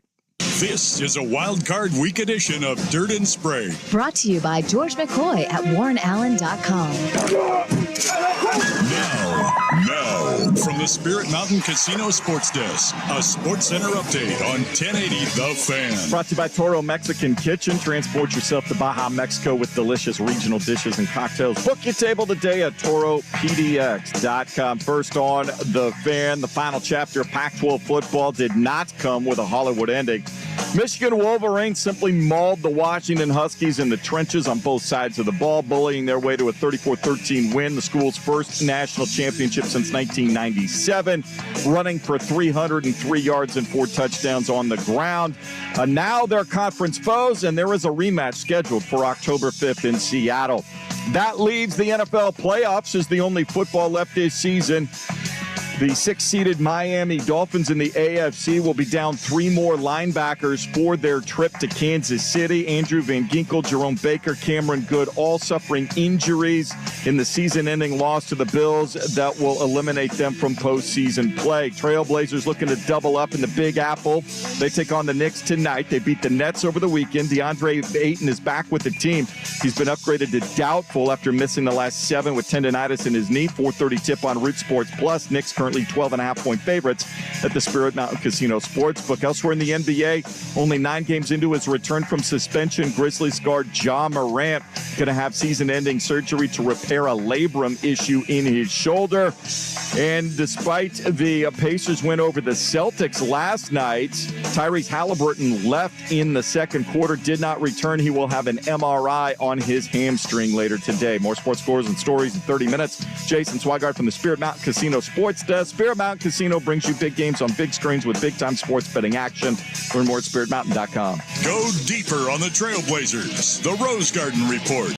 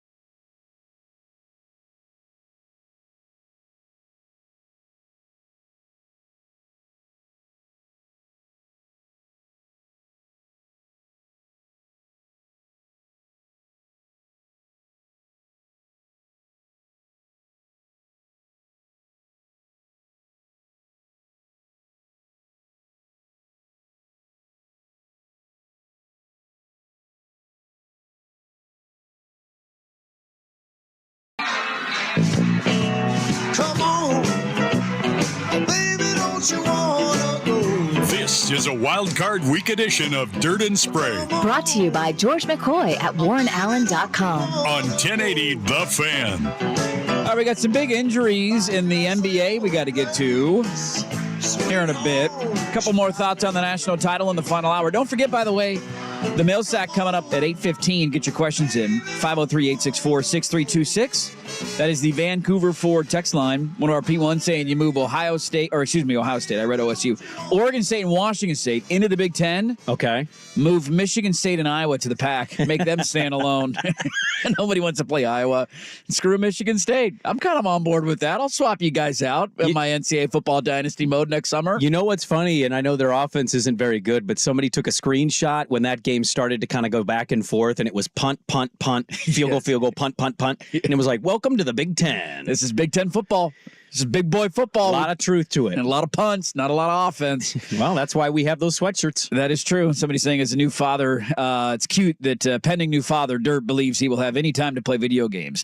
Actually, I could see you holding Junior in a nap and just getting it on. Dude, I got one of those little chest holder things. Yeah. You just put him in. I'm going to make sure he's facing outward, though. Little baby Carlos. Yeah, he's got to experience the game. You know, he's got to see me dominating the dojo in Dynasty mode. He's just laying there. Why can't I play this summer? It comes out in July. You got to get your arms out in front of you. A little bit wider arm stance like that, sitting down. We can make this happen. So already in the screen time. Eating a sandwich. You're already getting them into screen time. I like it. They're that young. It won't affect them, right? No, That's not how at that all. works. Their brains aren't just jelly. They'll be all right. Very excited about that. I do have one lingering question from last night's game on a player, and it almost pains me to do this because I do hate that sometimes we overreact in each way. But I saw a lot of this on social media, and I wanted to ask you guys. So we spent a lot of time, and we will in the coming weeks and months, talking about draft orders and quarterback power rankings and where should guys go and all of that, right? Like Jaden Daniels is the hot commodity right now going into the NFL. We know that Caleb and Drake May are likely going to be 1 and 2. Daniels is there. Bo Nix is a debatable figure. But a lot of people insinuated last night that Michael Penix cost himself come NFL draft time. He played a physical defense, didn't look great, little inaccurate. The pressure got to him a bit. Did we lose any draft stock of Michael Penix watching that game in our hearts and minds? I mean, I found it weird that the minute we could, we started sending those out. I saw them all over the place. He got to the title game and maybe got banged up during the game and had he was pressure definitely on banged him up during the game. Yeah. Can you please point me? I'm always a little confused by this. I don't know where Penix's stock is going to fall. He'll have his pro day. We'll see if he participates in the combine. Maybe he will. It was more so the question of if you were an NFL GM. I'm not concluding everything with one game. Yeah. I mean, please show me the quarterback that performs well if pressure is put on him. I'll wait. Is it Caleb? How did that go this year? I thought he had a great year. 7-5. Yeah. Had 3 picks against Notre Dame on national television. So it's this rush to conclude that somebody is not a good pro prospect anymore because they didn't have a great game. I think it's a little ridiculous, and I don't think scouts operate that way. Do scouts say, oh, he performed well against this team, we'll note that? Yeah. But also, Carolina was pretty dead set on Bryce Young, and Stroud torched that Georgia defense last year. So I don't think good or bad, scouts are putting everything on one performance. It would kind of be ridiculous to do that, given every quarterback in this draft is going to have at least 2 to 3 bad to mediocre bad games next year, their rookie year. That's just what it is. So I'm not going to be one to say, oh, well, he cost himself all this money and he's not going to get drafted now. Yeah, unless he's healthy at a pro day and he's throwing darts all over the field and someone goes, well, if our offensive line is good, this guy could be it. Yeah. I don't know. I tend not to believe he's going to be a top 3 pick. But is he middle of the first, late first? Probably. I didn't know that he'd ever be in top 3 pick. I think there was the thought if he would have won last night, could he play himself into that conversation? But much like the Bear conversation, isn't it ridiculous to put all of those kind of eggs in the one game basket? Yeah. Hey, we're going to decide if we're using the number 1 pick or going Justin Fields, depending on how he does at Green Bay. That's gross incompetence. I have a year sample size to go off. With Justin Fields, you got 3 years of a sample size. Yep. And Penix, you can say the same thing. Injury prone, skittish with pressure, defenses, if they scheme right, tend to kind of throw him off, I think, mentally a little bit in terms of he sees things that maybe aren't there, so he rushes things a little more. Rhythm gets thrown off. He also carved the living hell out of Texas, as if that game didn't happen 2 weeks ago. So, exactly. I don't. Where do you rank? Where do you stand on all this stuff? Because I saw all his tweets and I was like, really? We're doing this? It's so overreactionary, one direction or the other, and that's just the world that we live in. And NFL GMs aren't going to just analyze one game. To your point, I don't think anybody's dumb enough to actually do that. I would actually argue if I were Michael Penix, I'd be happy with the narrative because in the long term, that's a good thing. You're falling to a good spot. I know financially it's not a good thing because the lower down you go, the less guaranteed money you get and all that. But I would much rather go in the 15 to 20 range to a team that has their head screwed on right than be drafted in the top 5 and say, we need you to be the savior of our franchise. Thank you very much. And those kind of middle of the first round, back end of the first round draft picks, in some of those cases, like I've seen a lot of Seahawk fans say, one of them texting in, he was horrible last night. I hope he falls all the way to number 16 so Seattle can take him and play 10 years with the Seahawks. And I get that sentiment. And if you go into a spot like that, you're not asked to play right away. Gino's going to be around another year. Like you kind of slowly develop him. And so I actually think in the long run, it could end up being a really good thing for his NFL career. I think he's similar to any other quarterback. To your point, and one listener's texting in about Mahomes in the Super Bowl against the Bucs when they didn't have any pass, protection. How did he look in that game? He's running for his life. He's flailing around like he's under pressure the entire game. This was the reality that a lot of quarterbacks will face, and that was one, when the pressure is in your face the entire game, it's hard to execute at a high level, and you start to get a little gun shy and a little skittish, and they had no run game. They could not run the football at all. And so you basically put everything on Penix's shoulders, and that's a pretty unfair spot to put a quarterback in, but that was his reality that he faced last night. The only problem I had late in the game is why was he still in down 20? Like, he was taking shot after shot. There was like a minute left of the clock. Like, he was just flobbing balls just to get rid of them. Like, dude, get him out of there. Yeah, I think that also could be him. Like, hey, it's my last college game. Like, let me just be on this field. And he took some shots. He got hurt. His ribs looked like they were hurting him. He had the ankle roll up on earlier in the game. That might have just been him. That's kind of what I assumed, because I was wondering, and I'm like, it's his last game. He wants to go out like that. No different, in my opinion, than Bo. Bo didn't need to play against Liberty. No. Oregon didn't need Bo to beat Liberty, but he wanted to go out. He wanted to set some records. Let him go do it. The other part of this, the falling part, is the accurate part, because it's really hard for these guys to go in. Strouds are dime a dozen, man, because if you go to the wrong spot, you can be Bryce Young. And if he falls, like, we don't know what teams. I'm getting further and further, the older I get, away from the NBA trade machine. Because, like, we all create these trades, and then they don't happen. Yeah. And we don't know what those general managers are thinking internally or how they want to build. I'm going away from it. In the same way, I'm kind of doing the opposite in the NFL, where I'm looking at mid-round team. Minnesota's one of these. Is that a good spot for Penix? Now, I think Penix is kind of a sit for a year or maybe to learn and then see kind of what he has. I know he's on the older side, but I don't care about that. If you think his skill set can work in the right environment, he's worth taking a flyer on. And the other thing I want to say, we need to stop maximizing impact of what losses mean. So, like, he loses last night. They lose. They get blown out at the end. And immediately it's draft stock, money, cost himself. Cool. Eventually, let's just keep doing this to all the players. And then we don't even get players that play in playoff games because they don't want to hurt their draft stock. Like, we got to stop doing this. We live in these weird bubbles where we always have to have a take and be so reactionary to everything instead of having any real context and saying, had maybe the greatest season in Washington football history. Had an off night. Had an off night. Good defense. Michigan was just better. Yeah, drops, all that kind of stuff. They're cheaters, yes. Their coach is a weirdo, sure. They were just better. You know it when you see it. And yeah, Washington came back, but we felt it the whole game. Yeah. Michigan was just better. And so our reactionary thing to it is, well, he cost himself $8 million. Like, okay, but do you not want him to play in the game? Right. I'm already tired of the bowl games that don't matter because guys don't play. I don't want to push that into the 12-team playoff. I'll also flip that up. One final thought. I actually have a couple lingering ones I want to get to next, but on the other side of that as well, this is the argument I've always made, and that's that wins and losses are not a quarterback stat. The quarterback can have as big of impact, if not a bigger impact, than any player on the roster. J.J. McCarthy did next to nothing last night. but he won a national championship. And nobody's sitting here today saying, did J.J. McCarthy only completing 10 passes in a national title game affect his draft stock? None of that exists, but we're doing it to Penix. I got a couple of lingering thoughts, including fit. And where would you want to go? I'll throw some situations at you. We'll get to that coming up next. Mail sack in the final hour. Back after this on The Fan. Who's stinking it up? Woo! Do not go in there. It's time for Who's Stinking It Up, a sports lowlight that's ripped from the headlines. We couldn't do diddly poo. Brought to you by Three Mountains Plumbing. Schedule your appointment online at threemountainsplumbing.com. On the first possession, back in the game, and he's loose again. Edwards off and running. Welcome back, Donovan Edwards. 46 yards. Chris Fowler there on the national championship game on ESPN. Must be nice to be Donovan Edwards. You get 2 carries and 2 tutties. Call the touchdown play. Put Edwards in. I mean, just a horrible start for Washington's defense. Credit to them, though, for waking up after that and really settling into the game, and they gave their team a chance. Who's stinking it up? That's start to the game by Washington. Brought to you by Three Mountains Plumbing. Make plumbing and electrical services delightful. Get your time back. Let the pros tackle whatever projects you need completed. Schedule an appointment online at Three Mountains Plumbing. That's threemountainsplumbing.com.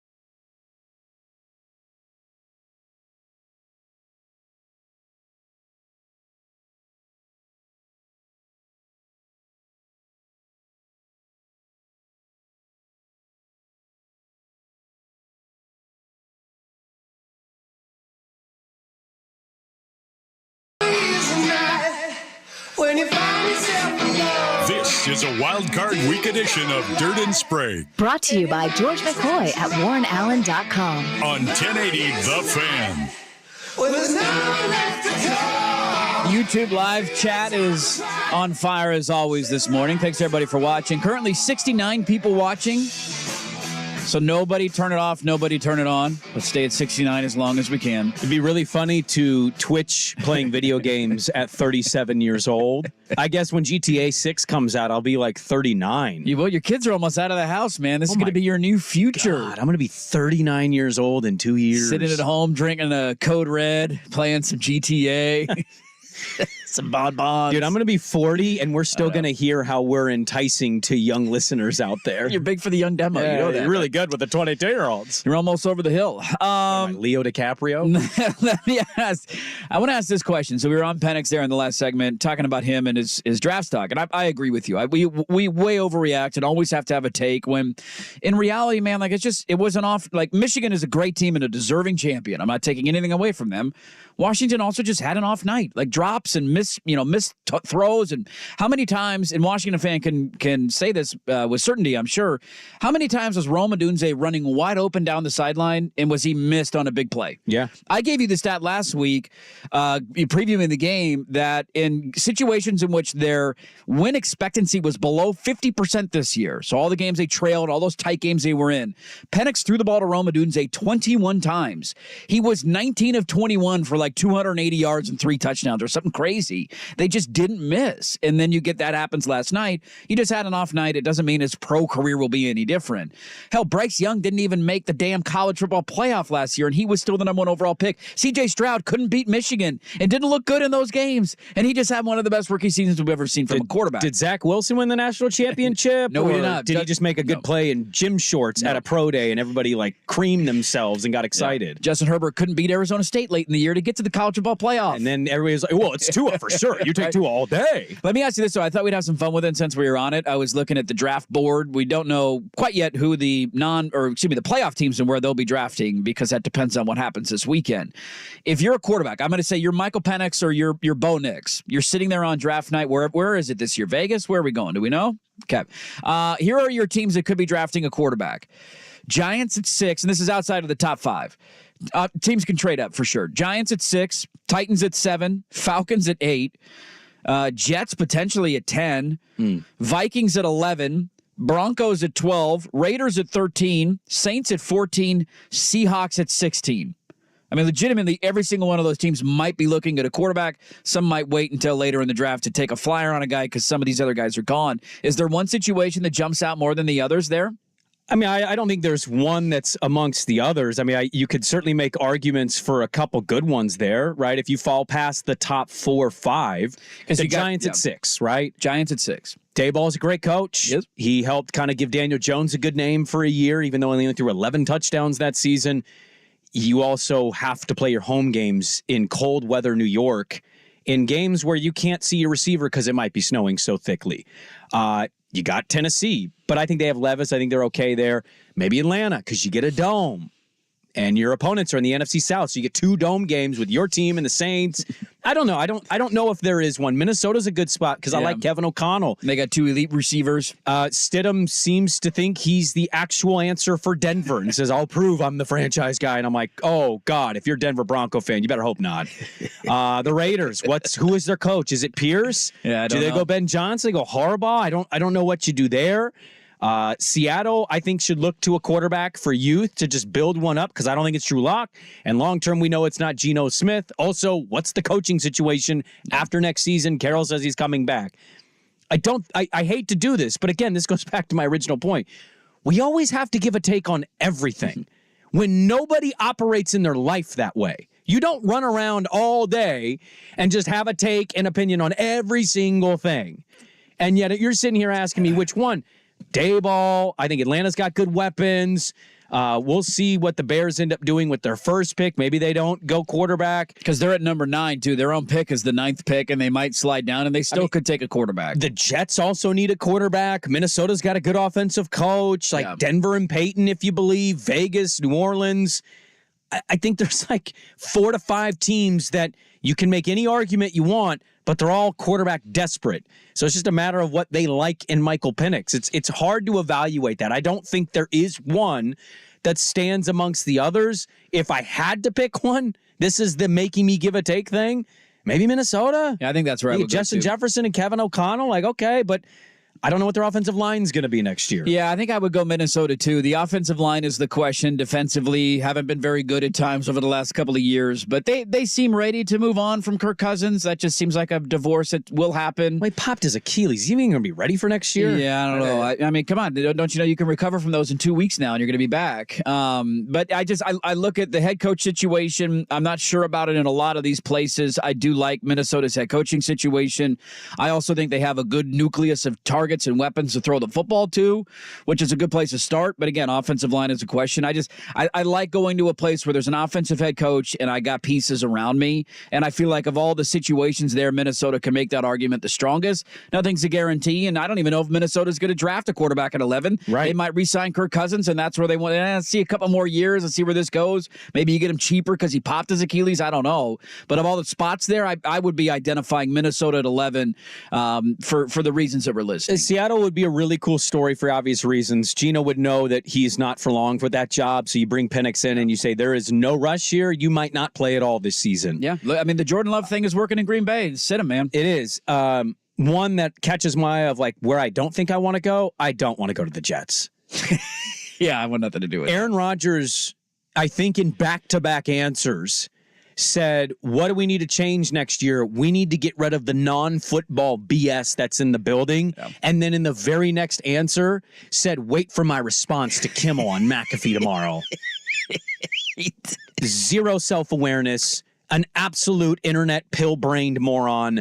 And I want nothing to do with being around that. And also, Rob Saleh seems not for long if they're bad again. Yeah. So you're going to have to deal with a coaching change potentially in just a year. Woody Johnson doesn't have a great track record with the Jets. No, he does not. That's definitely one that I'm circling, saying I'm not particularly excited about that situation. Yeah, so we'll see where these guys end up going. Penix had an unbelievable season. Washington had an unbelievable season. It just came up short. And we'll get back into that in the final hour of the show. Cut some more lingering thoughts on the national title. A couple of big injuries in the NBA. A couple thoughts on Wild Card Weekend and the mail sack coming up at 8:15. Get your questions in. Loaded final hour. Don't go anywhere. Dirt and Sprague on 1080 The Fan.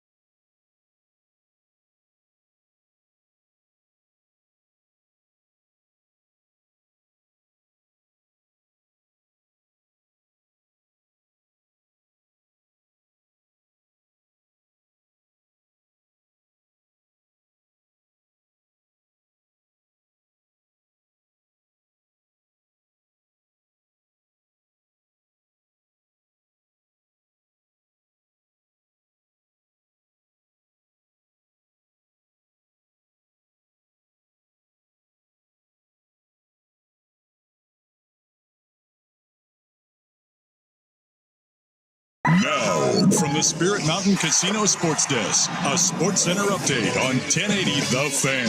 First on The Fan, no Hollywood ending for the Pac-12 regarding the end of its football chapter. As we know it, the Washington Huskies simply overmatched on both sides of the ball by the Michigan Wolverines, who ran for 303 yards, 4 touchdowns, held Michael Penix Jr. to just 1 touchdown, picked him off twice, 34-13, and the Wolverines get their first national championship since 1997. There will be a rematch as the two teams now conference foes October 5th in Seattle. That leaves just the NFL playoffs for this football season. Super Wildcard Weekend gets going on Saturday. Sunday afternoon, the Miami Dolphins head to Kansas City. They are the walking wounded. They lost 3 linebackers in their season-ending loss to Buffalo. Andrew Van Ginkel, Jerome Baker, Cameron Good, all suffering injuries that will keep them out of the postseason. Trailblazers trying to double up in the Big Apple. They get the Knicks tonight at Madison Square Garden after beating the Nets over the weekend. DeAndre Ayton is back with the team, upgraded to doubtful. He's missed the last few weeks with tendonitis in his knee. 4:30 tip on Root Sports Plus. Knicks currently 12.5-point favorites at the Spirit Mountain Casino Sportsbook. More sports scores and stories in 30 minutes. Jason Swigart from the Spirit Mountain Casino Sports Desk. Spirit Mountain Casino brings you big games on big screens with big-time sports betting action. Learn more at spiritmountain.com. It's The Fan on FM. Go to 99.5 FM HD2 and enjoy high-def 1080 The Fan. It just matters more this week. Barrios in motion to the left, Tagovailoa back to pass, looking, throws, left sideline, intercepted! It's picked off by Taylor Rapp, and that'll do it. The Buffalo Bills are going to win the AFC East. They will be the 2 seed in the playoffs. Taylor Rapp seals it. This is a Wild Card Week edition of Dirt and Sprague. Brought to you by George McCoy at WarrenAllen.com. Injured? Don't trust just anyone to something so personal. Call George McCoy at Warren Allen. Online at WarrenAllen.com. Dirt and Sprague on 1080. Here in our house, you better bring your A game or we're going to kick your butt. Whoa. The Fan. Hey, let's do this. Final hour. Dirt and Sprague here on Portland Sports Leader 1080 The Fan. 99.5 HD2, the Odyssey app, and live on YouTube where everybody's screaming at each other. Good morning. Happy Tuesday, everybody. Are we always screaming at each other? Everybody's always screaming. That's how it works. It's going to be a great year for screaming at each other. That it will. Can't you wait till October, November?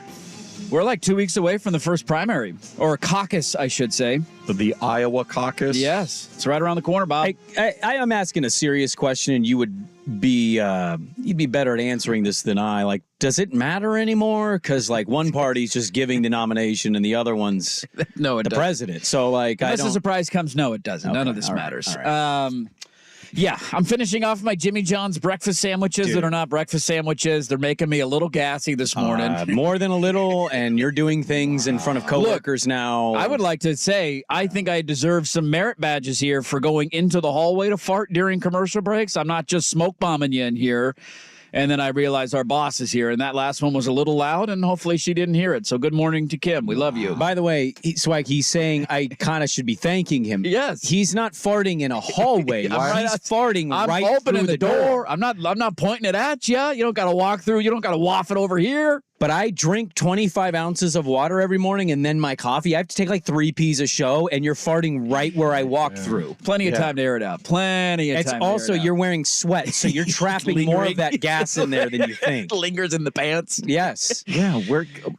Have you ditched the banana? You're just going straight to Jimmy John's I have. now? I had leftover what do you got, sandwiches. Onions and peppers and oil and vinegar. How do you know nobody to drop these off to? And say, you want sandwiches? I am Elaine with my free sub coupon here. This is I got one more to get through, and then I got no more Jimmy John's in my house. But I'm finishing these Jimmy John's until I eat something else. Stick to muffin tops, and you'll be fine. Is there a reason you've dressed? Okay, first off, everything gives me gas. But yes, that's true. I was going to ask if there's a reason you're dressed like the Nutty Professor when he was working out in an all-gray sweatsuit as you're eating an Italian sandwich at 6 a.m. and farting outside of the door. I actually don't know what kind of sandwich this is. Seems to be some ham in there, a little tomato, some lettuce, maybe some mayonnaise for your early morning delight. God. You want to scoop a little mayonnaise up, throw it on your sandwich.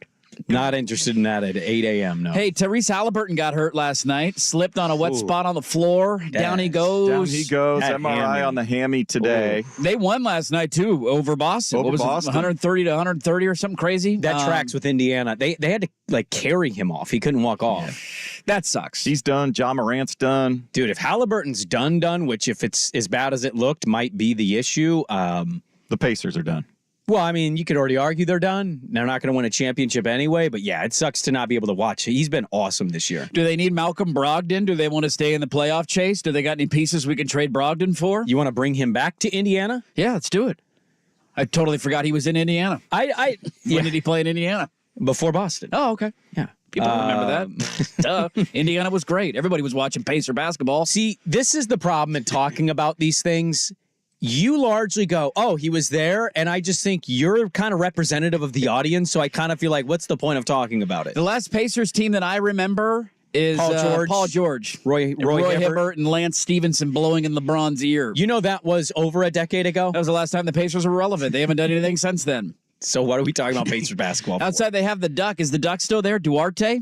No. He's gone now? I believe he's a king. Sacramento. Yeah, he's a Okay, king well, now. that's cool. Yeah, they're the 6th seed in the East. I mean, they had that great run in the in-season tournament. That was a lot of fun to see Indiana get hot. Was it a great run? I mean, I think so. Was the IST a great run for a team? I don't know. They came out of nowhere. Nobody How do the picked Lakers Indiana. feel about it? Yeah. I mean, they hung a banner. Huh? Get you one of those, bitch. That's how it the works, only right? banner they're hanging this year. I mean, they got 30 of them in the rafters, but it is a bummer. The other one that probably impacts Portland more, not probably, it definitely does. The Blazers are currently 3 games behind Memphis for the 2nd worst record in the Western Conference, and Ja Morant had shoulder surgery yesterday. Yes. Their winning percentage with him is like 60-something%, They were mid-60s. 6-3 in his 9 games. And without him, they were one of the worst teams in the NBA. They were 6-19 without him. They now don't have him the rest of the year. Memphis will absolutely suck for the rest of the season, and so we're going to have some stiff competition down at the bottom of the barrel. Well, if you've checked the standings, we're already not in the top 3, so we're already behind the 8 ball and the number 1 pick stuff, lottery-wise. Losing steam, man. Can we get Cooper Flagg this year? Is he coming out? No, he's next year. Damn this draft so far, and I will hold the opinion by draft time some of the narratives on this will Zach change. Edey really going to be the number 1 pick? No. The Purdue guy? He's like 13th on all the mocks. Oh, okay. Guy can't move. Olivio Sarr is the big guy that might be the number 1 pick for some. It's not a strong draft. So this is the danger in tanking and not being competitive is you sometimes can calculate things on the wrong timeline. Yeah. Is this a Michael Bennett draft?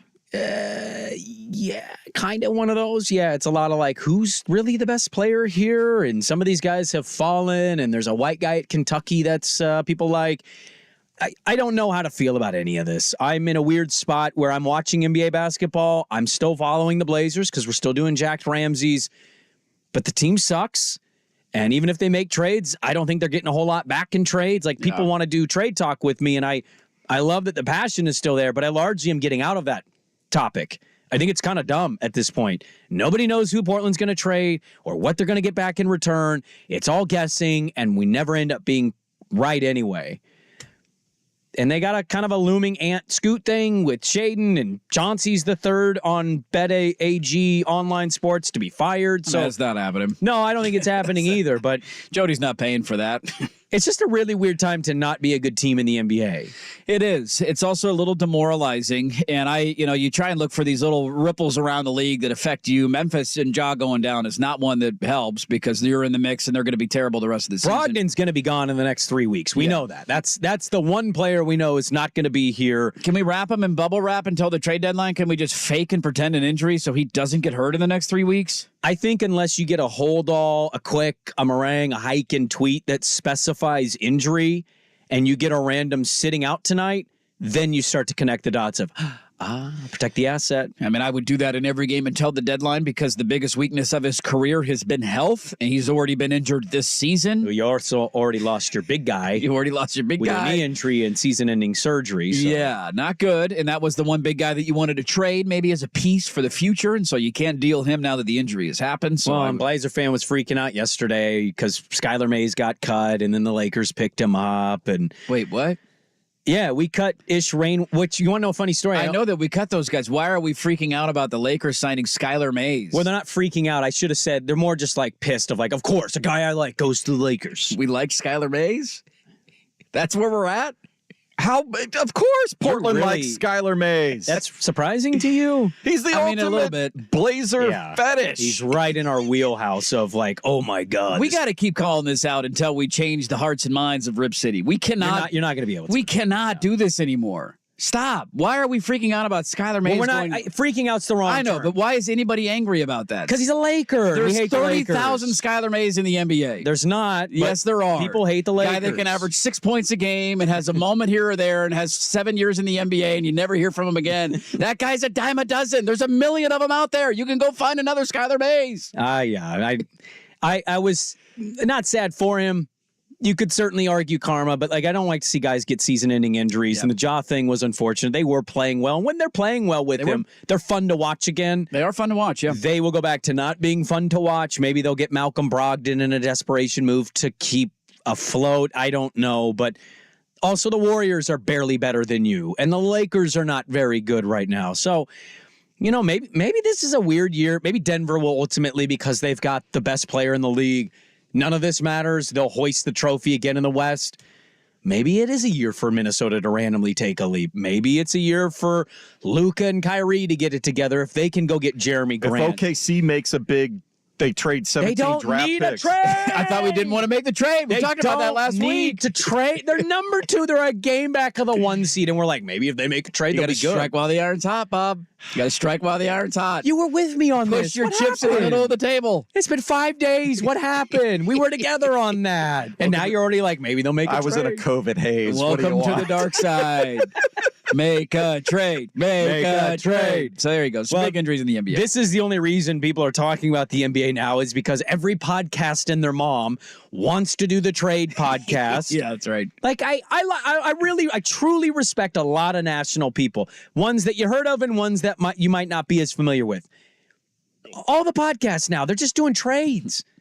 I told Gundy this. I love the sport. I hate the league. This is why the league sucks. It's just like, hey, all those good stories? We're not going to talk about them. We're going to focus on who needs to make trades to help the Warriors and Lakers be better. That's how it works. Oh, God. We need the Knicks to get back into the Eastern Conference Finals, please. Can we give them some more talented players? Can Portland get two Blazers first? are going to try to help them out tonight. Are we in New York tonight? Is that our game tonight? Yeah, they stayed in New York. So they were in Brooklyn Sunday. The New So York they've been trip. hanging out in New York for like 3 days. I was kind of jealous. It's not a good time for us to take vacation.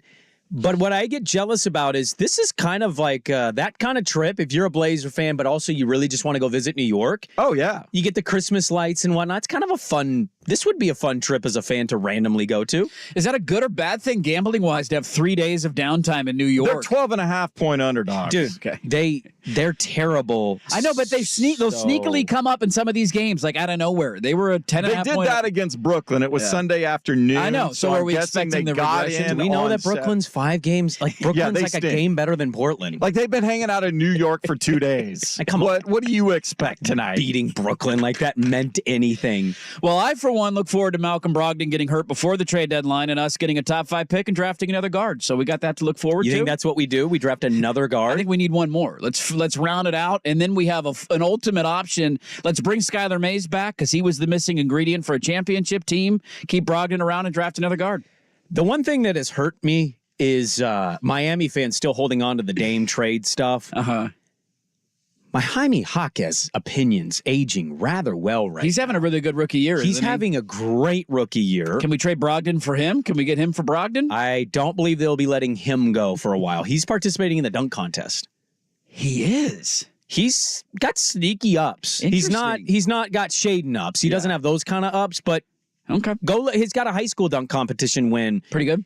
Yeah, he's some sick dunks in the high school contest. So, it can't be worse than the Obi Toppin Ant Simon season. No, speaking of random NBA factoids, quickly, did you see that Otto Porter Jr. just got his championship ring the other night? Really? From 2 years ago. For the Warriors? Yeah.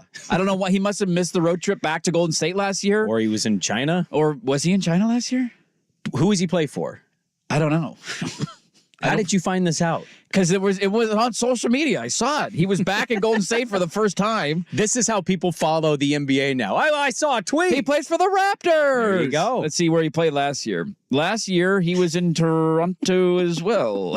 He only played 8 games, so maybe he just was hurt and he didn't miss the game. He sucks. No, he sucks. He's not good anymore. That's a long time. I would have asked for my ring before then. I want to wear that thing. I was a part of that championship team. He averaged 8 points a game in 2022. He had to wait 2 years to get his ring. I feel like you and I were in a Buffalo Wild Wings doing a night show going, oh, Otto Porter's a nice prospect. Watching him in the Think tournament. about how long ago that was. It was a long time ago. You Bob. met your wife at that Buffalo Wild Wings. I did. Long time ago. You told me not to talk to her. Many, many moons ago. I was married. He's like, don't talk to her. I'm like, what am I going to talk to her about? You're too funny. You're taking the spotlight off of me. Let me shine.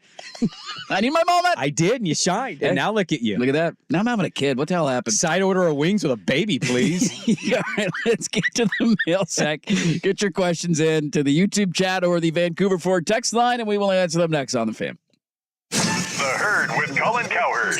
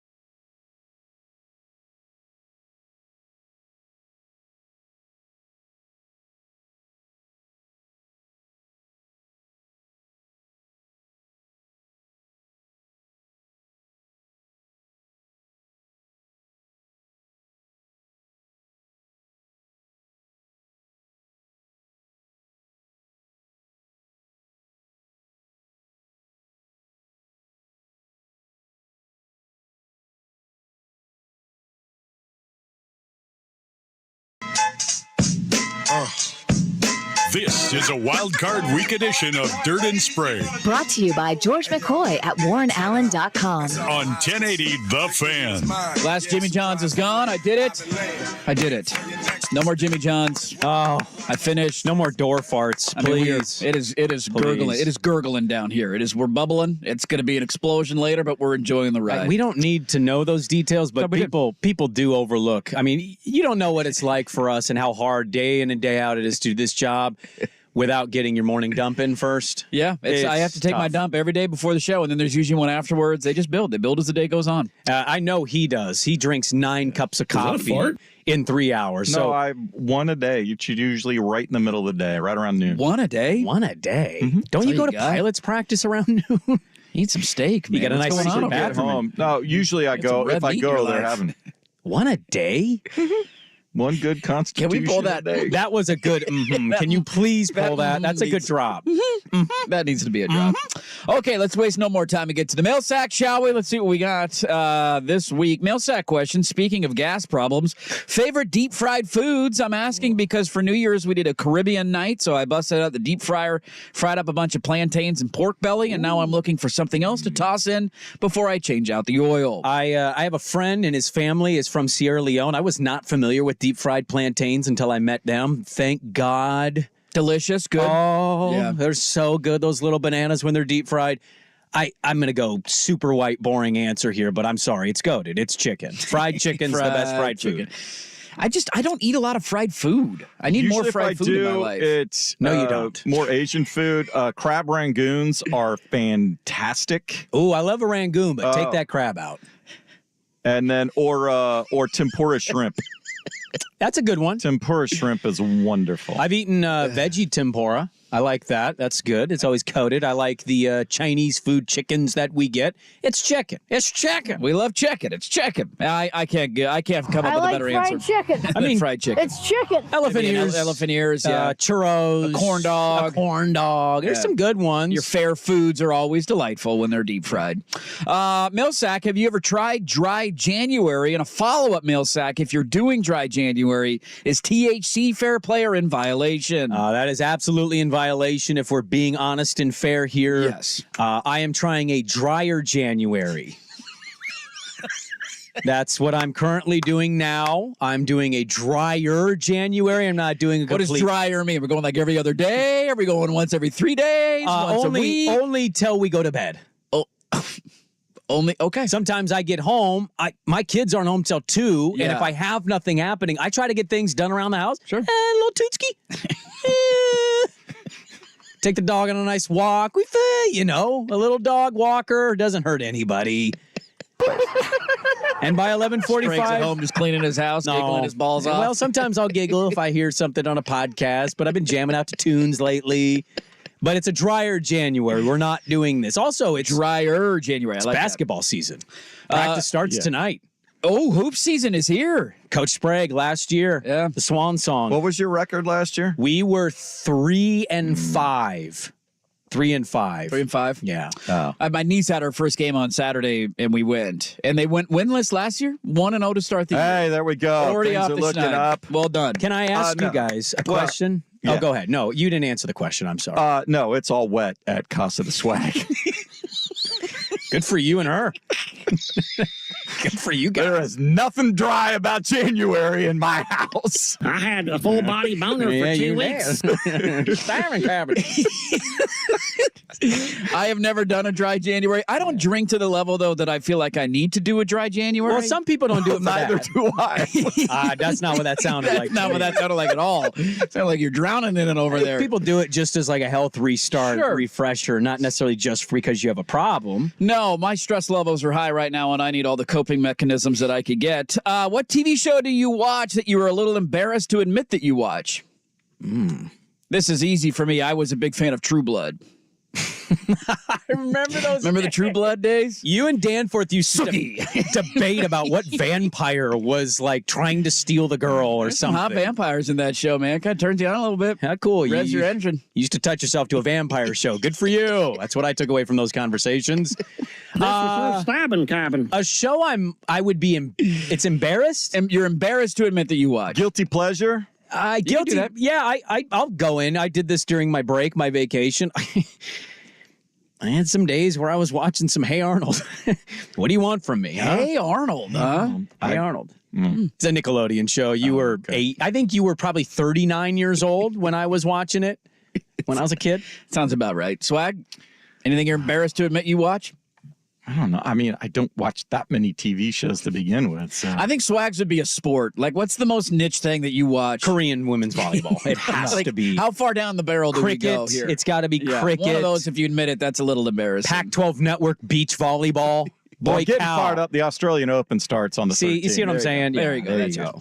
Millsack question. Which game this weekend is the least interesting to you? For me, it's easily Philly-Tampa. Do we all agree? I want to watch a TV show with you. Not like together in the same room, but I want to watch a show off the beaten path. You and I, we're both watching something that necessarily doesn't hit up because I feel like all you watch is sports. You either watch singing competitions with your wife, game shows, or sports. Mix it up. Isn't there a show of interest coming out at all for you? Dude, there's a new World War II show coming out on Apple TV that looks I am interested. I did see some trailers for the new True Detective up in Alaska with Jodie Foster. Yeah, you gonna watch that one? See, I want to watch that too. That might get my attention. The new season of Fargo has been really good. It's got John Hamm in it. John Hamm in it. Guy? The gal from Ted Lasso, the little blonde, she's in it. Jennifer Jason Leigh. I don't know, but sure. British. She was the girlfriend. The British girl. Yeah. She has British. a South Dakota accent in the show. It's kind of weird. Throws you off a little bit. Oh. Yeah, it's been pretty solid. Yeah, I haven't had a show in a while. I'm telling you, Apple TV, World War II, about pilots. It's going to be really good. I can't wait in 8 years. Oh, never mind. I'm not going to. No, never mind. Millsack question. What is the most ridiculous fight, adult or childhood, that you got into with a friend? Oh, man. This is easy for me, too. Way too many of these. I think it was on this show. I think it was the Costco parking lot rules, quite frankly. I mean, I was right and you idiots were wrong. Did you see the video the other day, by the way, of the guy? What's your stance on somebody getting out of their car and standing in a parking spot? Yeah, I saw this video, too. It pissed me off. She's in the wrong. She's in the wrong. You don't stand to hold a spot. You have to have a car present for the spot. Is that a rule? It's a parking spot, yes, not a standing spot. I play in a golf tournament with friends every summer that we take way too seriously, and no matter who wins, no matter who loses, there is about a 45-minute shouting match following the round. Really, every single year. Legitimate, like yelling at about this ruling of where you dropped or this putt or we gave you that, you didn't give us this, move back tee boxes. There is a shouting match every year. Fail safe, no matter who wins. I'm trying to think if I had a dumb one as a child, because that's what it was, right? Adult or childhood. Adult or childhood. I had one with my brother-in-law a couple years ago. It was a random spout. Very random. I had an awful. It was when we played at that country club. I had an awful round, and I was upset by it because I thought I was good and I wasn't. And then I got home, or I got to my brother-in-law's house. We had a little spat. And then we met up the very next day, and we're like, I don't know why we were arguing. And he was like, I don't know either. And we're good. Yeah, I don't know why that happened. That was the last one where I was like, I don't know what that was about. We have one of the guys in our my group of fraternity brothers that is 100% wholly convinced Bon Jovi's a better band than Led Zeppelin. And every time that topic comes up, it deteriorates quickly. I have a friend who does that with sports, but he does it with Justin Herbert. And every time I see him, he knows. He's like Emmanuel Acho, Skip Bayless of the group. He just knows what he's doing. And just digs and needles and I take the bait every time. And I'm like, why am I doing this to myself? You're an idiot. Mac Jones is not better than Justin Herbert. Like, it's like that level of stance. Take. It's like it goes down the list. Like Aiden O'Connell's going to be better than him after he wins one game. And I blow my top every time he brings it up. See, it's one thing to be caught in an argument that's dumb. I think it's another to be the guy who's always trying to get you into the argument. Just rile everybody up. For what? I don't know. Get a reaction. To piss you off. But two more quick ones. Millsack, what is the most visually pleasing offensive football play? A perfect triple option from the wishbone, a flea flicker. Mine is a perfectly executed halfback screen where all the defensive linemen bite. Yeah, and the O linemen are ahead, and they got the blockers. That's a good one. Oh, convoy! That's a good one. That's a great question. I'm trying to think. I mean, trick plays are always fun. Trick plays executed well are easy. I'll go one kind of under the radar. I love me a good, I just use him because I can't think of anybody else. A Deebo Samuel in motion, a 4th and 1, the quick little handoff. I like that play. Quick little fly sweep kind of thing. A little fly sweep. The edge rusher doesn't see it. Oh, he's got 10 yards. Oh, he's breaking it. He's up the sideline. Your James Rogers sports bra play. Yeah. I think when that play is timed well, man, it works to perfection. Swag, you got one? Visually pleasing? Visually pleasing, a perfectly thrown and caught corner fade in the end zone. That's a good one. That's good. I like watching what Michigan did yesterday, where my O-line's just kicking the D-line's ass and the running back's running for 8 yards a pop or more. Like, that just makes me happy. A hole that's 10 feet wide. Like, all right, my car could fit through this thing. Well, Edwards' first touchdown, he just goes to the middle, stops, breaks to the left, big gap, DB didn't see him, he's gone. Like, that's just, I love seeing it. I'll give you a well-executed play-action boot, like where everybody bites on the play action, and you're like, hey, who's got... Oh. And then you realize the quarterback's booting out the back end, and there's some tight end or wide receiver wide open because everybody bit on the fake. Give me a good play action. The one that pisses me off because I feel like it's predictable is when everybody goes to the motion to right as if they're going to do a toss, and they do a back throw the other way. Go back the other direction. And it's like there's 2 blockers, the guy with the ball, and like 1 defender. I never understand how teams aren't more prepared for it. But when a team can run the ball well, you tend to bite a little harder. Well executed. There you go, Millsack. We had some leftovers we did not get to. I'm going to keep them on the show sheet. We'll see if we get to them next Tuesday. Thanks, everybody, for the questions. Let's get back in. Some final thoughts on the national championship. Michigan derails Washington's perfect season. We'll get to that coming up next. First, your Swag with Sports Center. This is a Wild Card Week edition of Dirt and Sprague. Brought to you by George McCoy at WarrenAllen.com. Now, from the Spirit Mountain Casino Sports Desk, a Sports Center update on 1080 The Fan. First on The Fan, a not-so-fond farewell to Pac-12 football as we know it. The Michigan Wolverines spoiling the party for the Washington Huskies 34-13. They ran a rough shot over the Husky D, 303 yards and 4 touchdowns. Now these two teams are conference foes, and a rematch is on the docket for October 5th in Seattle. That leaves the NFL playoffs as the only football remaining this season. Super Wild Card Weekend features the Miami Dolphins at the Kansas City Chiefs Sunday afternoon, but the Fish will be down several linebackers. 3 of them went down in that season-ending loss to the Bills. Andrew Van Ginkel, Jerome Baker, Cameron Good, all suffering injuries that will knock them out of the postseason. Trailblazers have been hanging out in the Big Apple after beating the Nets on Sunday. They get the Knicks tonight at Madison Square Garden. DeAndre Ayton back with the team, upgraded to doubtful. He's missed a few weeks with that tendonitis in his knee. 4:30 tip on Root Sports Plus. Knicks currently 12.5-point favorites at the Spirit Mountain Casino Sportsbook. More sports scores and stories in 30 minutes. Jason Swigart from the Spirit Mountain Casino Sports Desk. Spirit Mountain Casino brings you big games on big screens with big-time sports betting action. Learn more at spiritmountain.com. One number does it all for contests.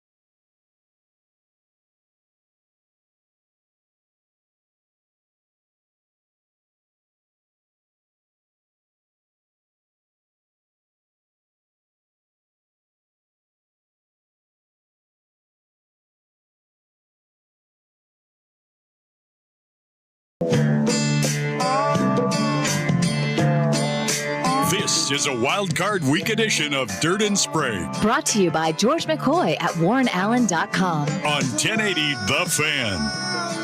All right, welcome back in. Make sure while you're shouting at each other on the YouTube chat, you like the video, subscribe to youtube.com/1080 The Fan. Washington's dream season came to an end last night. A really bad start defensively. Michigan did basically whatever they wanted on the ground. Washington got off to a sluggish start, 17-3, like that, it felt like. And they did a really good job to find their way back into the game. And at halftime, I think there was that gulp moment of like, how is this a one-touch? This is crazy. It should be a blowout. Throw the pick to open up the third quarter. You hand Michigan back a 10-point lead. And then just they kind of teetered on trying to get back into the game, but couldn't find the offense when they needed to, and eventually crumbled. And it just was too much. But Washington, an unbelievable season, fell just short last night in the national championship. Michigan was the best team all year. I'll put myself in the category of people that knew they were good, but didn't necessarily buy that and was proven wrong. Pretty substantially, too, the way they dominated physically Alabama and what they were able to do with Washington. Being able to kind of recover from that 17-3 start where it felt like it was going to be 50-20. That was impressive. I don't know. I thought there were indicators early that offense, their rhythm wasn't quite there, or that they weren't clicking the way that they had against Texas. And I think a lot of that credit deserves to go to Michigan. They were amazing defensively. I think his name is Jesse Minters, their defensive coordinator. Mm-hmm. If he's not going to get that job when Harbaugh leaves, I'd imagine an NFL team's going to be calling him right away for his services, because why would you stay the D coordinator at Michigan if Harbaugh leaves? And so I think you just see what he was able to accomplish, what they were able to do defensively. Rome Odunze had a game. He had a nice little game for himself. He didn't score a touchdown. I was stunned by that. And Dylan Johnson's injury kind of reared its ugly head. I don't think he dictates win or loss, but I think what he does dictate is second, third, and shorts, or setting up, substantial gains on first down. You want to pick up those yards easy. He wasn't able to make some of those cuts. His speed wasn't quite there, playing on one foot. You feel for the players because you see that emotionally what it means to lose that game. Michigan just went out there and physically took it from them. They earned it. You can certainly make a cheating argument, no doubt. I'm one of those people. But when push came to shove in the moment in the game, all the cheating stuff taken away, Michigan was still the best team. Yeah, I mean, they didn't cheat to beat Penn State, Ohio State, Alabama, or Washington in the national championship. I think your point on Dylan Johnson, that was such a key injury that Washington just couldn't have. It was one of the reasons late in the season that maybe teams or people thought that Washington could lose, was because he looked to be banged up. And we talked about it out of both Oregon games. What was kind of he was the unsung hero to a certain extent. Him going for 100 yards in that first game, the way that they ran the ball in the Pac-12 title game, like it just made them seem unstoppable offensively. And last night, rushing-wise, they were outrushed 303-46. Yeah. That's a 250-yard gap that's just hard to overcome. The other part of it, we haven't really talked about much. When you're against the eight ball defensively because of how good Michigan's offensive line is, when you're not running the football on top of it, that kind of makes you one-dimensional, what you cannot have is little mental mistakes and physical mistakes. And they had way too many drops in key situations, which you just can't overcome. And how many times did it feel like they would get a little momentum going on a drive, and then you would get a false start? Or everybody moved but the center. It felt like every time that happened to Washington, it was at the worst possible moment of like, hey, 2nd and 10, we got some momentum going here, 2nd and 15. And you can't run the ball. They just were behind the eight ball the entire night and could not find a rhythm because of it. Yeah, but you know what? The thing about that is, poorly timed as some of that stuff was, it's kind of also who they were this year. They were very heavily penalized. Heavily penalized. Thank you. They commit a lot of penalties. Luckily for them in the first half of that Texas game, they didn't have that problem. Many people were upset with the refs giving Texas all the flags. This game, they kind of they went back to who they were most of the regular season. Yeah. Here's the thing about it. We were kind of both right on what we thought was going to dictate the game. I thought they were able to knock Penix off and make him disrupted and feel a little out of rhythm. Definitely were. Also, we clearly saw where the running game was for Michigan and how pivotal that was. Even when you hit Corum, he's like a moving muscle. It's not just going to take one hit and get him down. You need multiple guys. You got to wrap those feet. He's able to break tackles. So both the things we highlighted, plus the penalties rearing their ugly head again, they had that problem in a couple games this year, and they were able to overcome it. That was kind of the story of their season. In down moments, they still were able to overcome it and make the play or plays that kind of set them apart from the other teams.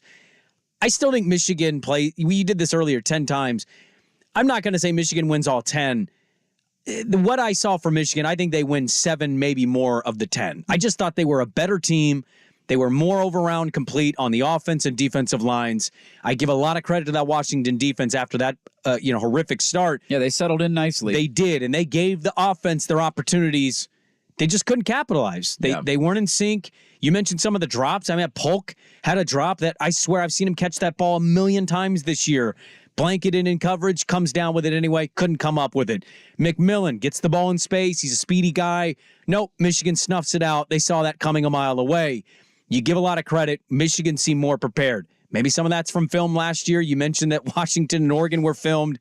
I don't know, but you give Michigan the credit. They played the game. They did exactly what they needed to do. Yeah, Michigan's tackling in space was really an untalked about aspect of that game. It's physical, man. Washington has the ability to get those little quick screens, and I know we joked a lot about Knicks and that this year, but Washington does a ton of that too. Every offense does. Get the ball to guys in space and let them go, break a tackle one-on-one. You like their chances to win that matchup. It felt like almost every time you had one of those one-on-one situations on the outside with a short completion that if you break one tackle, maybe that goes for another 10, 15, 20 yards. It felt like every time Michigan's corner or safety was able to get McMillan or Polk or Odunze, whoever it was, on the ground, and then it ends up being a 5-yard gain, and you're like, okay, now it's 3rd and 5 instead of another 20 yards in 1st and 10. You had mentioned earlier the pressure rate of Texas was actually higher against Washington than Michigan's was, and this is where my eyeballs disagree with that stat.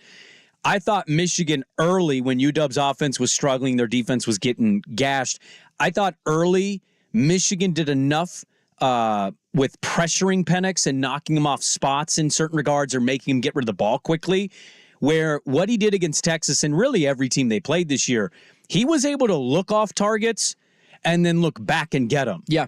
So the 4th down play, I think they were down 14, so this was a desperation drive. 4th down, he ends up throwing towards Westover, and it either got picked or it was an incompletion. I'm forgetting, but they showed Odunze in kind of the pocket. That was the pick. Yeah, that was the pick. Okay. Yeah. Every other game this year, he's been able to look off Odunze or slide a little bit, and then go right back to it. And I was wondering in real time, why are you not just looking at him the whole way?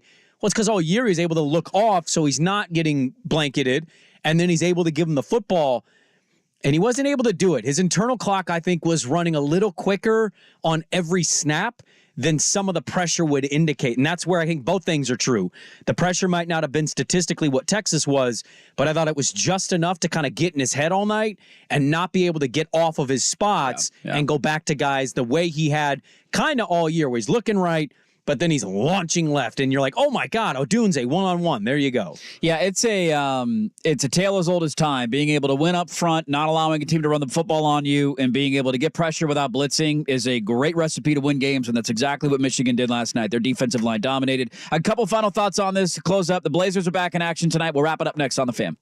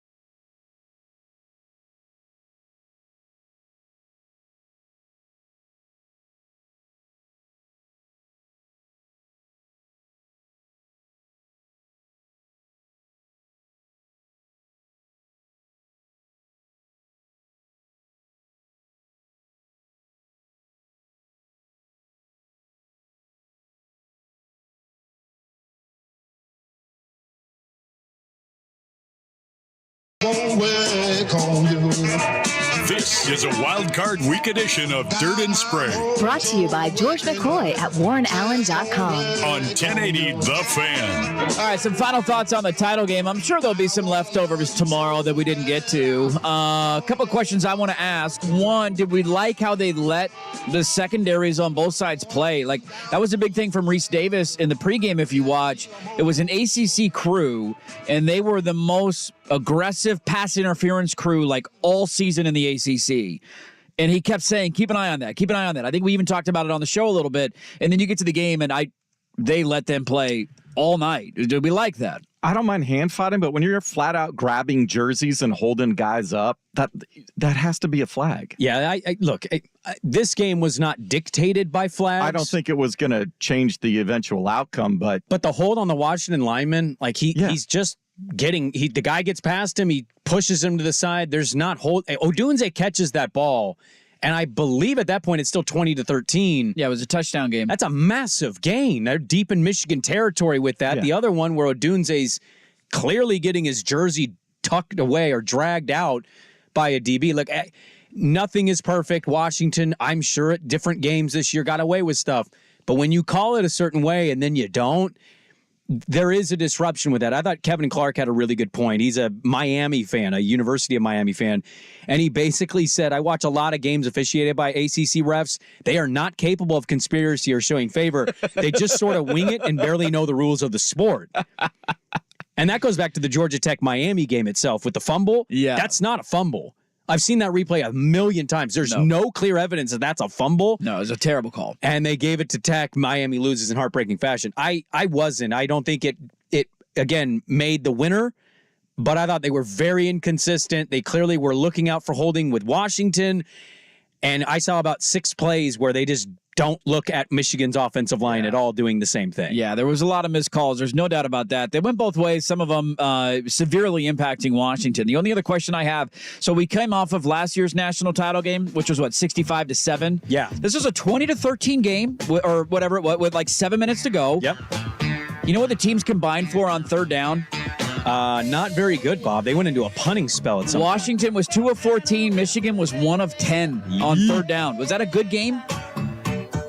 It was an okay game. It was an okay game. I can't say good. Washington didn't play their prototypical game, and it started off with a bit of a dud. Yeah. And then Michigan's offense, when they can't run the ball. Oh, they sputtered completely, dude. They're so boring to watch when they can't run the football. J.J. McCarthy can only throw 97-mile-an-hour fastballs. He's like Kaepernick that way. It's like, dude, little touch, buddy, little touch. Yeah. Well, college football's come to an end. That's it. Now we argue about who's going to be great next year for the next 5 months. Hey, Huskies, welcome to college hoop season. 4-0, baby. 4-0. I love it. And they're saying, get you half of one of these. Get you half of one of these. Thanks so much, everybody, for being a part of our Tuesday. We're going to have some, I'm sure, leftovers on that game. A ton of wild card stuff for tomorrow. I got wild card notes to the wazoo. We kept it all in our holsters today, so we'll have a ton of wild card stuff the next 2 days. If you missed it, go check the Service Patriots podcast, 1080thefan.com. You can find it on Amazon, the Odyssey app, Apple Podcasts. Make sure to follow and like the show on YouTube as well. Thanks, everybody, for listening. We'll talk to you tomorrow at 6 a.m. Calling us next. You're listening to 1080 The Fan. I said